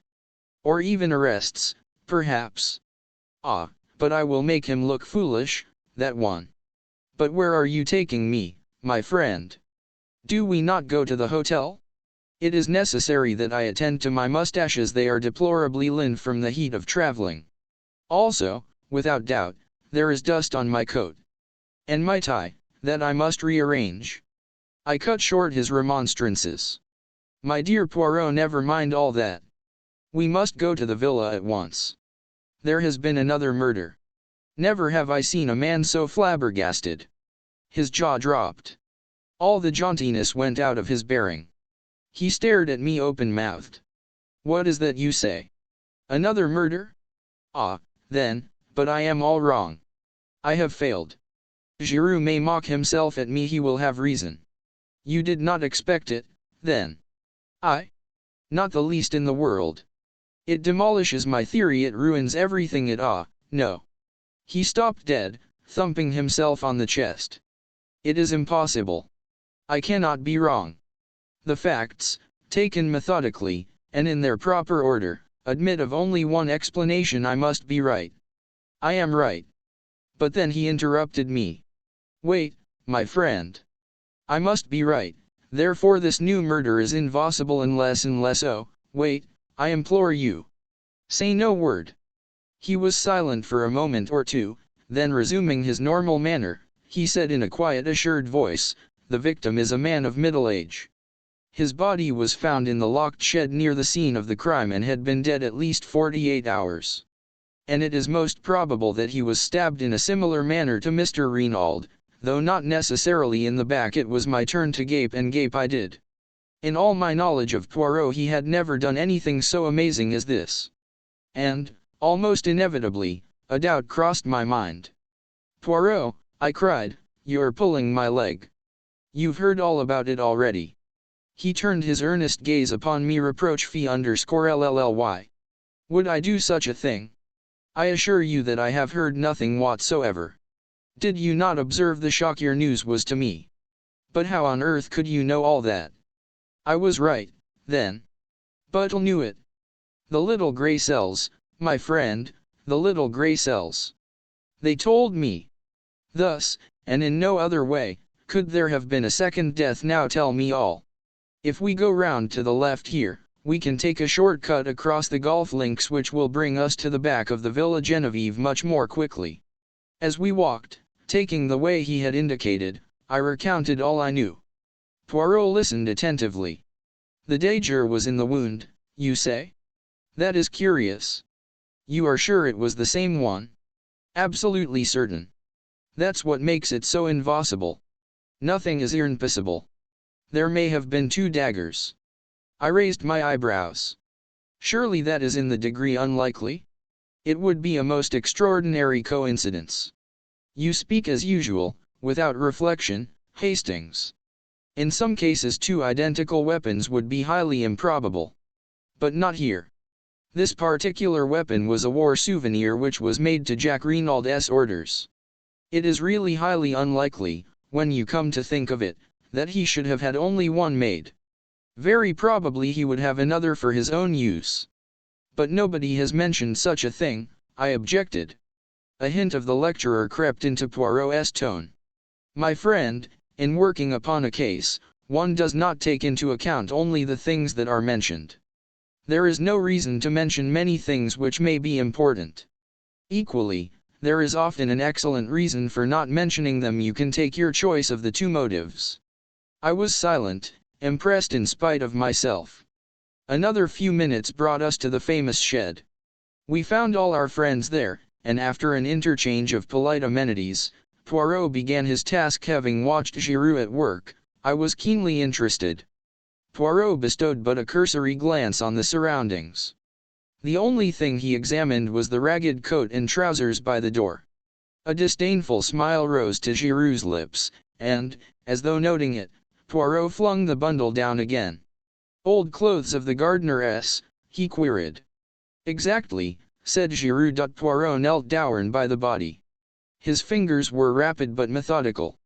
He examined the texture of the clothes, and satisfied himself that there were no marks on them. The boots he subjected to special care, also the dirty and broken fingernails. While examining the latter he threw a quick question at Giroux. You saw them? Yes, I saw them, replied the other. His face remained inscrutable. Suddenly Poirot stiffened. Dr. Durand. Yes. The doctor came forward. There is foam on the lips. You observed it? I didn't notice it, I must admit. But you observe it now? Oh, certainly. Poirot again shot a question at Giroux. You noticed it without doubt. The other did not reply. Poirot proceeded. The dagger had been withdrawn from the wound. It reposed in a glass jar by the side of the body. Poirot examined it, then he studied the wound closely. When he looked up, his eyes were excited and shone with the green light I knew so well. It is a strange wound, this. It has not bled. There is no stain on the clothes. The blade of the dagger is slightly discolored, that is all. What do you think, Monsieur le Docteur? I can only say that it is most abnormal. It is not abnormal at all. It is most sinful. The man was stabbed after he was dead. And, stilling the clamour of voices that arose with a wave of his hand, Poirot turned to Giroux and added, M. Giroux agrees with me, do you not, monsieur? Whatever Giroux's real belief, he accepted the position without moving a muscle. Calmly and almost scornfully he replied, certainly I agree. The murmur of surprise and interest broke out again. But what an idea, cried Imhotep. To stab a man after he is dead. Barbaric. Unheard of. Flows some unappeasable hate perhaps. No, said Poirot. I should fancy it was done quite cold-bloodedly to create an impression. What impression? The impression it nearly did create, returned Poirot oracularly. Bex had been dying king. How, then, was the man killed? He was not killed. He died. He died, if I am not much mistaken, of an epileptic fit. This statement of Poirot's again aroused considerable excitement. Dr. Urand knelt down again, and made a searching examination. At last he rose to his feet. Monsieur Poirot, I am inclined to believe that you are correct in your assertion I was misled to begin with. The incontrovertible fact that the man had been stabbed distracted my attention from any other indications. Poirot was the hero of the hour. The examining magistrate was prose in compliments. Poirot responded gracefully, and then excused himself on the pretext that neither he nor I had yet lunched, and that he wished to repair the ravages of the journey. As we were about to leave the shed, Giroux approached us. "One other thing, Monsieur Poirot," he said, in his suave mocking voice. "We found this coiled round the handle of the dagger a woman's hair." "Ah," said Poirot. "A woman's hair? What woman's, I wonder?" "I wonder also," said Giroux. Then, with a bow, he left us. "He was insistent, the good Giroux," said Poirot thoughtful, as we walked towards the hotel. "I wonder in what direction he hopes to mislead me? A woman's hair, hum." We lunched heartily, but I found Poirot somewhat distracted and inattentive. Afterwards we went up to our sitting room, and there I begged him to tell me something of his mysterious journey to Paris. "Willingly, my friend. I went to Paris to find this." He took from his pocket a small faded newspaper cutting. It was the reproduction of a woman's photograph. He handed it to me. I uttered an exclamation. "You recognize it, my friend?" I nodded. Although the photo obviously dated from very many years back, and the hair was dressed in a different style, the likeness was unmistakable. "Madame d'Abreuil?" I exclaimed. Poirot shook his head with a smile. "Not quite correct, my friend. She did not call herself by that name in those days. That is a picture of the notorious Madame Baroldi." "And Madame Baroldi?" In a flash the whole thing came back to me. The murder trial that had evoked such worldwide interest. The Baroldi case. 16 The Baroldi case. Some 20 years or so before the opening of the present story, Monsieur Arnold Baroldi, a native of Lyons, arrived in Paris accompanied by his pretty wife and their little daughter, a mere babe. Monsieur Baroldi was a junior partner in a firm of wine merchants, a stout middle-aged man, fond of the good things of life, devoted to his charming wife, and altogether unremarkable in every way. The firm in which Monsieur Baroldi was a partner was a small one and, although doing well, it did not yield a large income to the junior partner. The Baroldis had a small apartment and lived in a very modest fashion to begin with. But, unremarkable though Monsieur Baroldi might, his wife was plentifully gilded with the brush of romance. Young and good-looking, and gifted withal with a singular charm of manner, Madame Baroldi at once created a stir in the quarter, especially when it began to be whispered that some interesting mystery surrounded her birth. It was rumored that she was the illegitimate daughter of a Russian Grand Duke. Others asserted that it was an Austrian Archduke, and that the union was legal, though morganatic. But all stories agreed upon one point, that Jean Baroldi was the center of an interesting mystery.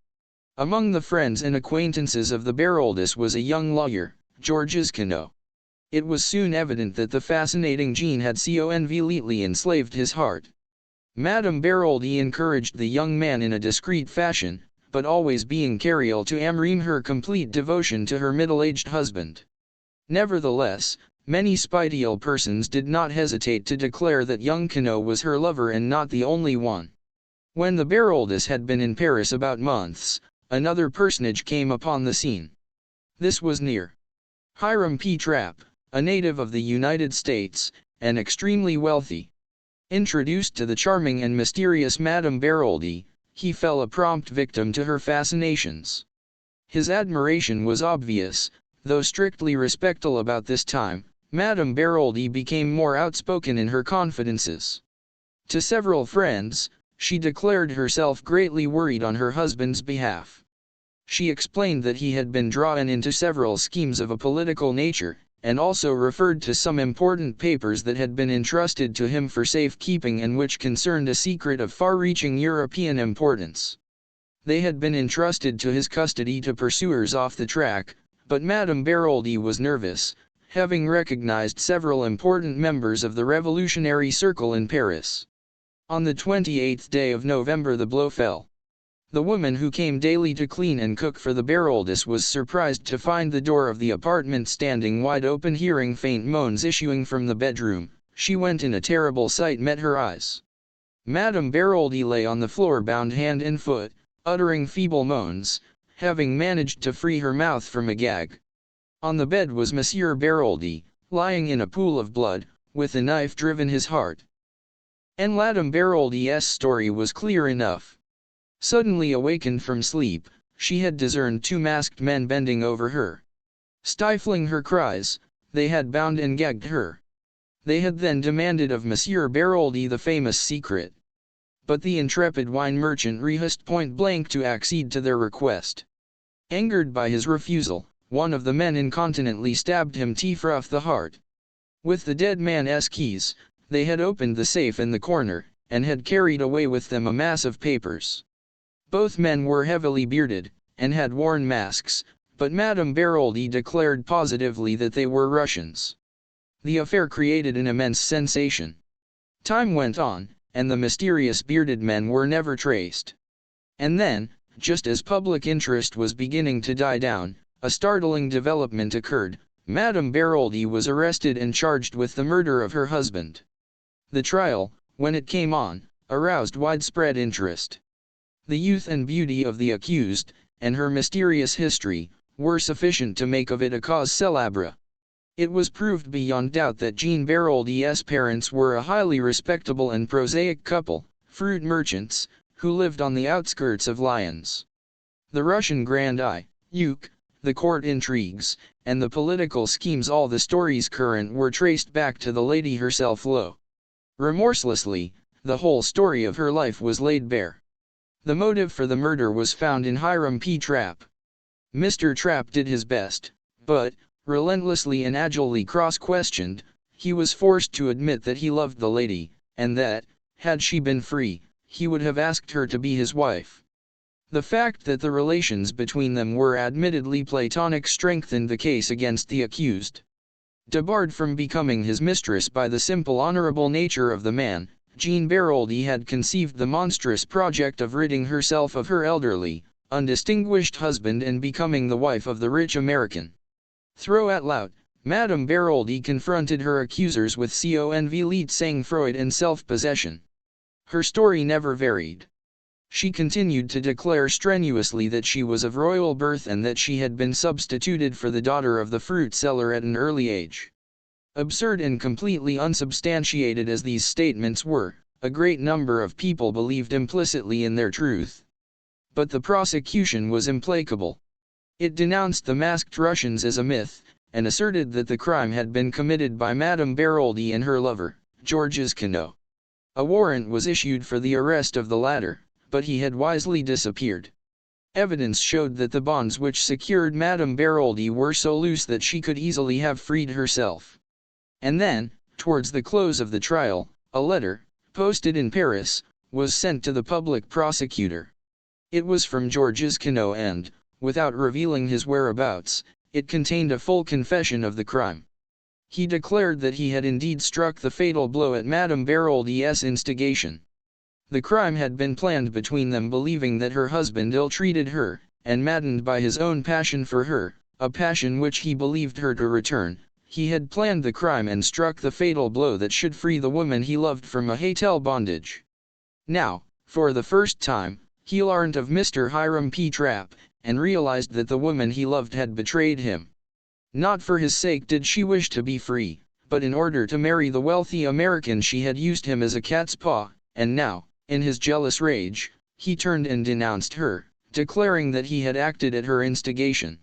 And then Madame Baroldi proved herself the remarkable woman she undoubtedly was.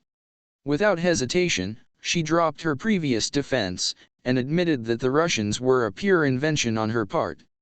The real murderer was Georges Quinault. Maddened by passion, he had committed the crime, vowing that if she did not keep silence he would exact a terrible vengeance from her. Terrified by his, she had consented, also fearing it likely that if she told the truth she might be accused of conniving at the crime. But she had steadfastly refused to have anything more to do with her husband's murderer, and it was in revenge for this attitude on her part that he had written this letter accusing her. She swore solemnly that she had had nothing to do with the planning of the crime, that she had awoke on that memorable night to find Georges Quinault standing over her, the blood-stained knife in his hand. It was a touch-and-go affair. Madame Baroldi's story was hardly credible. But her address to the jury was a masterpiece. The tears streaming down her face, she spoke of her child, of her woman's honor, of her desire to keep her reputation untarnished for the child's sake. She admitted that, Georges Quinault having been her lover, she might perhaps be held morally responsible for the crime, but, before God, nothing more. She knew that she had committed a grave fault in not denouncing Quinault to the law, but she declared in a broken voice that that was a thing no woman could have done. She had loved him. Could she let her hand be the one to send him to the guillotine? She had been guilty of much, but she was innocent of the terrible crime imputed to her. However that may have been, her eloquence and personality won the day. Madame Baroldi, amidst a scene of unparalleled excitement, was acquitted. Despite the utmost endeavors of the police, Georges Quinault was never traced. As for Madame Baroldi, nothing more was heard of her. Taking the child with her, she left Paris to begin a new life. 17 Make further investigations. I have set down the Baroldi case in full. Of course all the details did not present themselves to my memory as I have recounted them here.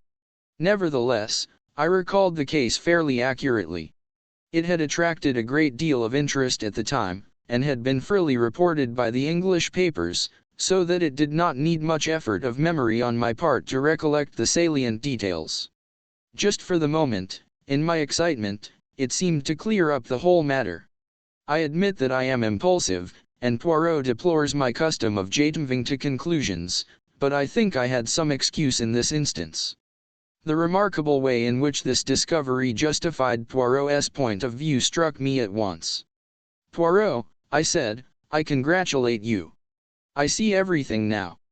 Poirot lit one of his little cigarettes with his usual precision, then he looked up. "And since you see everything now, mon ami, what exactly is it that you see?" "Why, that it was Madame d'Aubruil Baroldi who murdered Mr. Renauld. The similarity of the two cases proves that beyond a doubt." "Then you consider that Madame Baroldi was wrongly acquitted? That in actual fact she was guilty of connivance in her husband's murder?" I opened my eyes wide. "Of course. Don't you?" Poirot walked to the end of the room, absent-mindedly straightened a chair, and then said doubtfully, "Yes, that is my opinion. But there is no of course about it, my friend. Technically speaking, Madame Baroldi is innocent. Of that crime, perhaps. But not of this." Poirot sat down again, and regarded me, his thought all more marked than ever. "So it is definitely your opinion, Hastings, that Madame d'Aubruil murdered Monsieur Renauld?" "Yes." He shot the question at me with such suddenness that I was taken aback. "Why?" I stammered. "Oh, because I came to a stop." Poirot nodded his head at me. "You see, you come to a stumbling block at once. Why should Madame d'Aubruil, I shall call her that for clearness' sake, murder Monsieur Renauld? We can find no shadow of a motive. She does not benefit by his death. Considered as either mistress or blackmailer, she stands to lose. You cannot have a murder without motive. The first crime was different. There we had a rich lover waiting to step into her husband's shoes. Money is not the only motive for murder," I objected. "True," agreed Poirot placidly. "There are two others, the crime passional is one.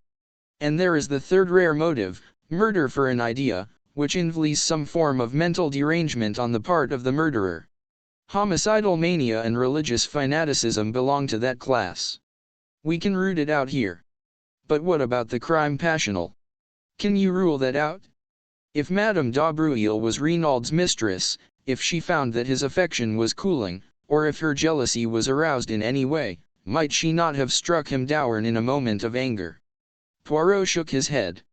"If I say if, you note Madame d'Aubruil was Renauld's mistress, he had not had time to tire of her. And in any case you mistake her character. She is a woman who can simulate great emotional stress. She is a magnificent actress. But, looked at dispassionately, Her life disproves her appearance. Throughout, if we examine it, she has been cold-blooded and calculating in her motives and actions. It was not to link her life with that of her young lover that she connived at her husband's murder. The rich American, for whom she probably did not care a button, was her objective. If she committed a crime, she would always do so for gain. Here there was no gain. Besides, how do you account for the digging of the grave? That was a man's work. She might have had an accomplice, I suggested. Unwilling to relinquish my belief, I passed to another objection. You have spoken of the similarity between the two crimes. Wherein does that lie, my friend? I stared at him in astonishment. Why, Poirot, it was you who remarked on that. The story of the masked men, the secret, the papers. Poirot smiled a little. Do not be so indignant, I beg of you. I repudiate nothing. The similarity of the two stories links the two cases together inevitably. But reflect now on something very curious. It is not Madame d'Aubruil who tells us Flu's tale. If it were, all would indeed be plain sailing. It is Madame Renaud. Is she then in league with the other? I can't believe that, I said slowly. If she is, she must be the most consummate actress the world has ever known. Ta, said Poirot impatiently. Again you have the sentiment and not the logic. If it is necessary for a criminal to be a consummate actress, then by all means assume her to be one. But is it necessary? I do not believe Mrs. Renaud to be in league with Madame d'Aubruil for several reasons, some of which I have already enumerated to you, the others are self-evident. Therefore, that possibility eliminated, we draw very near to the truth, which is, as always, very curious and interesting. Poirot, I cried, what more do you know? Mon ami, you must make your own deductions. You have access to the facts. Concentrate your gray cells. Reason not like Giroux but like Hercule Poirot. But are you sure? My friend, in many ways I have been an imbecile. But at last I see clearly. You know everything. I have discovered what Monsieur Renaud sent for me to discover. And you am the murderer. I know one murderer. What do you mean? We talk a little at cross purposes. There are here not one crime, but two. The first I have solved, the second eh bien, I will confess, I am not sure. But, Poirot, I thought you said the man in the shed had died a natural death. Ta. Poirot made his favorite ejaculation of impatience. Still you do not understand. One may have a crime without a murderer, but for two crimes it is essential to have two bodies. His remark struck me as so peculiarly lacking in lucidity that I looked at him in some amity. But he appeared perfectly normal. Suddenly he rose and strolled to the window. Here he is, he observed. Who? Monsieur Jacques Renaud. I sent a note to the villa to ask him to come here. That changed the course of my ideas, and I asked Poirot if he knew that Jacques Renaud had been in Merlinville on the eve of the crime. I had hoped to catch my astute little friend napping, but as usual he was omniscient. He, too, had inquired at the station, and without doubt we are not original in the idea, Hastings. The excellent Giroux, he also has probably made his inquiries. You don't think I said, and then stopped. Ah, no, it would be too horrible. Poirot looked inquiringly at me, but I said no more. It had just occurred to me that there were 7 women, directly and indirectly connected with the case: Mrs. Renaud, Madame d'Aubruil, and her daughter, the mysterious visitor, and the 3 servants. There was, with the exception of old Augusta, who could hardly count, only one man, Jacques Renaud. And a man must have dug the grave. I had no time to develop farther the appalling idea that had occurred to me, for Jacques Renaud was ushered into the room. Poirot greeted him in businesslike manner. Take a seat, monsieur. I regret infinitely to derange you, but you will perhaps understand that the atmosphere of the villa is not too congenial to me. Monsieur Giroux and I do not see eye to eye about everything. His politeness to me has not been striking, and you will comprehend that I do not intend any little discoveries I may make to benefit him in any way. Exactly, Monsieur Poirot, said the lad. That fellow Giroux is an ill-conditioned brute, and I'd be delighted to see someone score at his expense. Then I may ask a little favor of you. Certainly. I will ask you to go to the railway station and take a train to the next station along the line, a Balak. Ask at the cloakroom whether 2 foreigners deposited a valise there on the night of the murder. It is a small station, and they are almost certain to remember. Will you do this? Of course I will, said the boy, mystified, though ready for the task. I and my friend, you comprehend, have business elsewhere, explained Poirot. There is a train in a quarter of an hour, and I will ask you not to return to the villa, as I have no wish for Giroux to get an inkling of your errand. Very well, I will go straight to the station. He rose to his feet. Poirot's voice stopped him. One moment, Monsieur Renaud, there is one little matter that puzzles me. Why did you not mention to Monsieur Hotet this morning that you were in Merlinville on the night of the crime? Jack Renaud's face went crimson. With an effort he controlled himself. You have made a mistake. I was in Cherbourg as I told the examining magistrate this morning. Poirot looked at him, his eyes narrowed, cat-like, until they only showed a gleam of green. Then it is a singular mistake that I have made, therefore it is shared by the station staff. They say you arrived by the 11:40 train. For a moment Jack Renaud hesitated, then he made up his mind. And if I did? I suppose you do not mean to accuse me of participating in my father's murder? He asked the question haughtily, his head frowned back. I should like an explanation of the reason that brought you here. That is Cern Polinal. I came to see my fiancée, Mademoiselle d'Aubreuil. I was on the eve of a long voyage, uncertain as to when I should return. I wished to see her before I went, to assure her of my unchanging devotion. And did you see her? Poirot's eyes never left the other's face. There was an appreciable pause before Renaud replied. Then he said, yes. And afterwards? I found I had missed the last train. I walked to Saint Beauvais, where I knocked up a garage and got a car to take me back to Cherbourg. Saint Beauvais? That is 15 kilometers. A long walk, Renaud. I felt like walking. Poirot bowed his head as a sign that he accepted the explanation. Jack Renaud took up his hat and cane and departed. In a trice Poirot jumped to his feet. Quick, Hastings. We will go after him, keeping a discreet distance behind our quarry. We followed him through the streets of Merlinville. But when Poirot saw that he took the turning to the station he checked himself. All is well. He has taken the bait. He will go to a Balak, and will inquire for the mythical valise left by the mythical foreigners. Yes, mon ami, all that was a little invention of my own. You wanted him out of the way. I exclaimed. Your penetration is amazing, Hastings.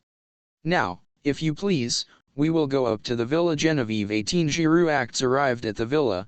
Poirot led the way up to the shed where the second body had been discovered. He did not, however, go in, but paused by the bench which I have mentioned before as being set some few yards away from it. After contemplating it for a moment or two, he paced carefully from it to the hedge which marked the boundary between the Villa Genevieve and the Villa Marguerite. Then he paced back again, nodding his head as he did so. Returning again to the hedge, he parted the bushes with his hands. With good fortune, he remarked to me over his shoulder, Mademoiselle Martha may find herself in the garden. I desire to speak to her and would prefer not to call formally at the Villa Marguerite. Ah, all is well, there she is. Pst, Mademoiselle. Pst. Un moment, stl vous plate. I joined him at the moment that Martha d'Aubreuil, looking slightly startled, came running up to the hedge at his call. A little word with you, Mademoiselle, if it is permitted. Certainly, Monsieur Poirot. Despite her acquiescence, her eyes looked troubled and afraid. Mademoiselle, do you remember running after me on the road the day that I came to your house with the exam_LNG magistrate? You asked me if anyone were suspected of the crime. And you told me 2 Chileans. Her voice sounded rather breathless, and her left hand stole to her breast. Will you ask me the same question again, Mademoiselle? What do you mean? This. If you were to ask me that question again, I should give you a different answer. Someone is suspected but not a Chilean. Who? The word came faintly between her parted lips. Monsieur Jacques Renaud. What? It was a cry. Jack? Impossible. Who dares to suspect him? Giroux.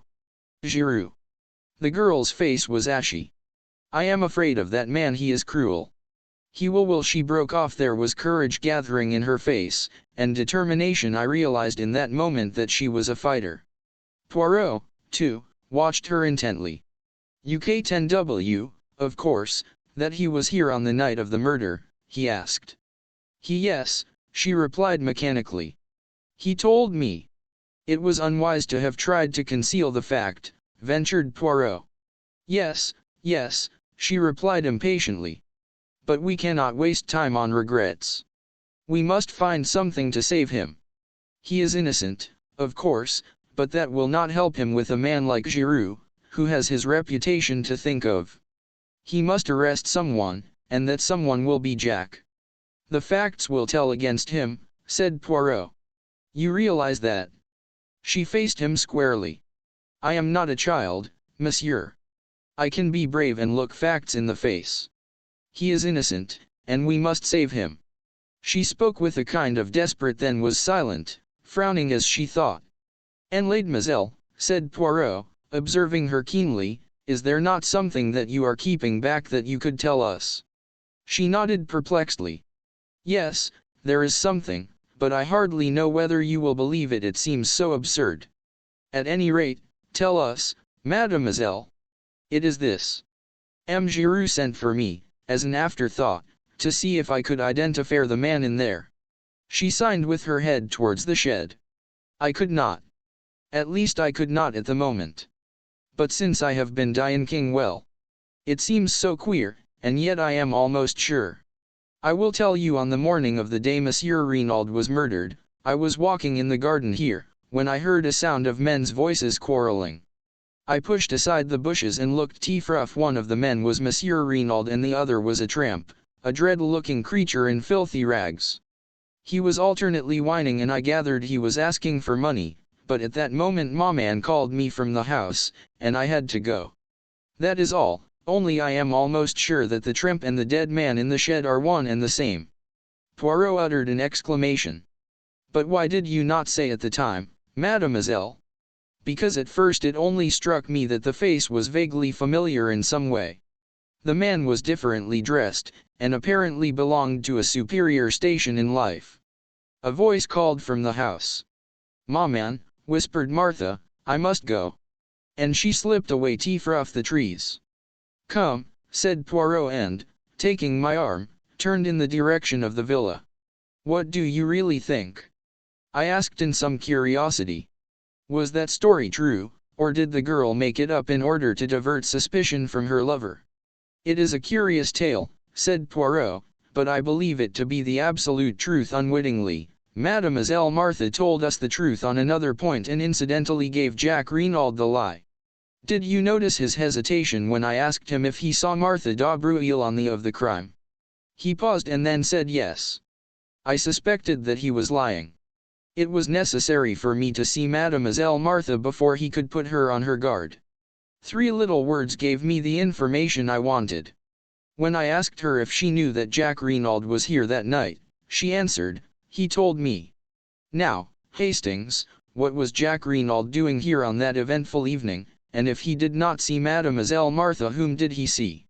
Surely, Poirot, I cried, at last, you cannot believe that a boy like that would murder his own father. Mon ami, said Poirot. You continue to be of a sentimentality unbelievable. I have seen mothers who murdered their little children for the sake of the insurance money. After that, one can believe anything. And the motive? Money, of course. Remember that Jacques Renaud thought that he would come into half his father's fortune at the latter's death. But the tramp. Where does he come in? Poirot shrugged his shoulders. Giroux would say that he was an convalescent Apache who helped young Renaud to commit the crime, and who was conveniently put out of the way afterwards. But the hair round the dagger? The woman's hair. Ah, said Poirot, smiling broadly. That is the cream of Giroux's little jest. According to him, it is not a woman's hair at all. Remember that the youths of today wear their hair brushed straight back from the forehead with pomade or hair wash to make it lie flat. Consequently some of the hairs are of considerable length, and you believe that too. No, said Poirot, with a curious smile. For I know it to be the hair of a woman and more. Which woman? Madame d'Aubruil, I announced positively. Perhaps, said Poirot, regarding me quizzically. But I refused to allow myself to get annoyed. What are we going to do now? I asked, as we entered the hall of the Villa Genevieve. I wish to make a search among the effects of M. Jacques Renaud. That is why I had to get him out of the way for a few hours. Neatly and methodically, Poirot opened each drawer in turn, examined the contents, and returned them exactly to their places. It was a singularly dull and uninteresting proceeding. Poirot waited on collars, pajamas, and socks. A purring noise outside drew me to the window. Instantly I became galvanized into life. Poirot! I cried. A car has just driven up.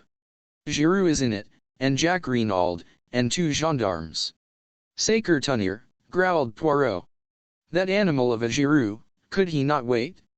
I shall not be able to replace the things in this last drawer with the proper method. Let us be quick. Unceremoniously he tumbled out the things on the floor, mostly ties and handkerchiefs. Suddenly with a cry of triumph Poirot pounced on something, a small square of cardboard, evidently a photograph. Thrusting it into his pocket, he returned the things pell-mell to the drawer, and seizing me by the arm dragged me out of the room and down the stairs. In the hall stood Giroux, contemplating his prisoner. Good afternoon, Monsieur Giroux, said Poirot. Have we here? Giroux nodded his head towards Jack. He was trying to make a getaway, but I was too sharp for him. He's under arrest for the murder of his father, Monsieur Paul Renaud. Poirot wheeled round to confront the boy, who was leaning limply against the door, his face ashy pale. What do you say to that, jeune homme? Jacques Renaud stared at him stonily. Nothing, he said. .19 use my grey cells. I was dumbfounded. Up to the last, I had not been able to bring myself to believe Jacques Renaud guilty. I had expected a ringing proclamation of his innocence when Poirot challenged him, but now, watching him as he stood, white and limp against the wall, and hearing the damning admission fall from his lips, I doubted no longer. But Poirot had turned to Giroux. What are your grounds for arresting him? Do you expect me to give them to you? As a matter of courtesy, yes. Giroux looked at him doubtfully. He was torn between a desire to rouse rudely and the pleasure of triumphing over his adversary. You think I have made a mistake, he sneered. It would not surprise me, replied Poirot, with a soupçon of malice. Giroux's face took on a deeper tinge of red. Eh bien, come in here. You shall judge for yourself. He flung open the door of the salon, and we passed in, leaving Jacques Renaud in the care of the 2 other men. Now, Monsieur Poirot, said Giroux, laying his head on the table, and speaking with the uttermost sarcasm, I will treat you to a little lecture on detective work. I will show how we moderns work. Bien, said Poirot, composing himself to listen. I will show you how admirably the old guard can listen. And he leaned back and closed his eyes, opening them for a moment to remark, do not fear that I shall sleep. I will attend most carefully. Of course, began Giroux, I soon saw all that Chilean tomfoolery. 2 men were in it, but they were not mysterious foreigners. All that was a blind. Very creditable so far, my dear Giroux, murmured Poirot. Especially after that clever trick of theirs with the match and cigarette end. Giroux glared, but continued. A man must have been connected with the case, in order to dig the grave. There is no man who actually benefits by the crime, but there was a man who thought he would benefit. I heard of Jacques Renaud's quarrel with his father, and of the threats that he had used. The motive was established. Now as to means. Jacques Renaud was in Merlinville that night. He concealed the fact which turned suspicion into certainty. Then we found a second victim stabbed with the same dagger. We know when that dagger was stolen. Captain Hastings here can fix the time. Jack Reinald, arriving from Cherbourg, was the only person who could have taken it. I have accounted for all the other members of the household. Poirot interrupted. You are wrong.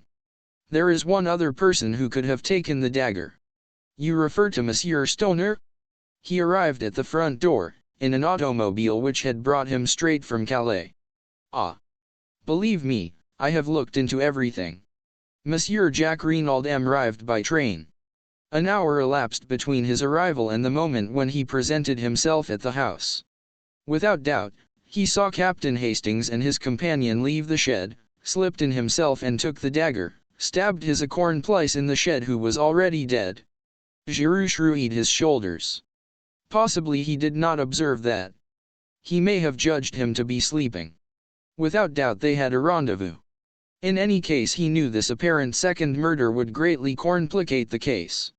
It did. But it could not deceive Monsieur Giroux, murmured Poirot.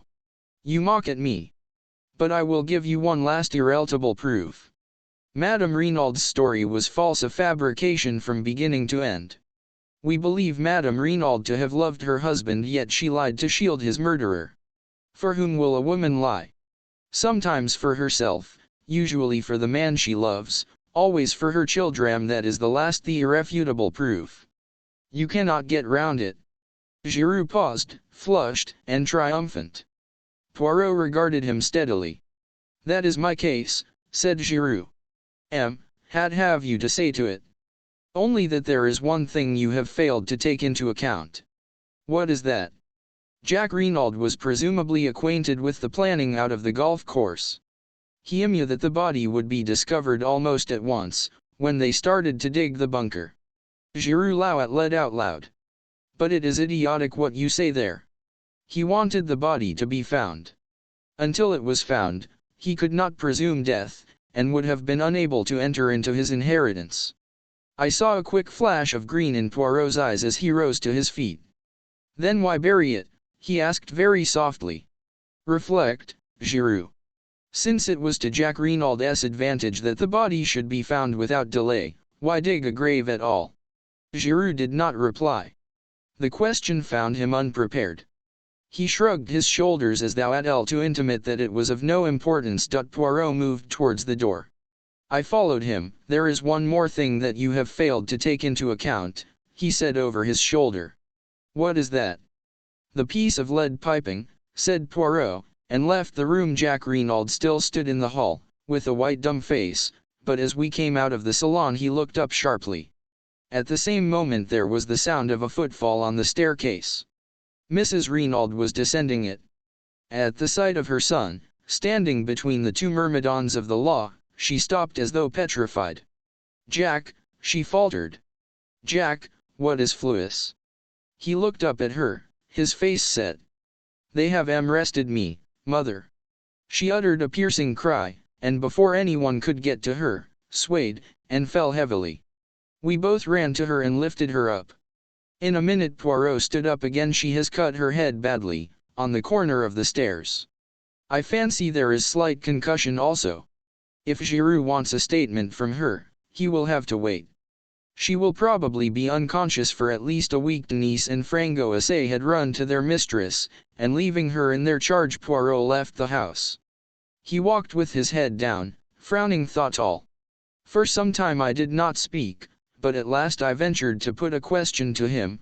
Do you believe then, in spite of all appearances to the contrary, that Jack Reinald may not be guilty?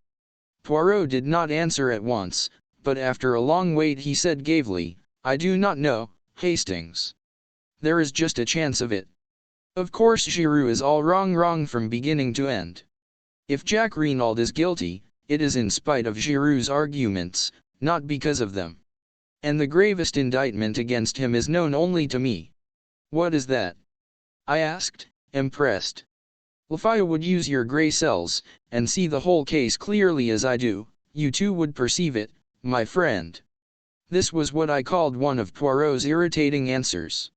He went on, without waiting for me to speak, let us walk this way to the sea. We will sit on that little mound there, overlooking the beach, and review the case. You shall know all that I know, but I would prefer that you should come at the truth by your own efforts, not by my leading you by the hand. We established ourselves on the grassy Imal as Poirot had suggested, looking out to sea. Think, my friend, said Poirot's voice encouragingly. Arrange your ideas. Be methodical. Be orderly. There is the secret of success. I endeavored to obey him, casting my mind back over all the details of the case. And suddenly I started as an idea of bewildering luminosity shot into my brain. Tremblingly I built up my hypothesis. You have a little idea, I see, mon ami. Capital. We progress. I sat up, and lit a pipe. Poirot, I said, it seems to me we have been strangely remiss. I say we, although I dare say I would be nearer the mark.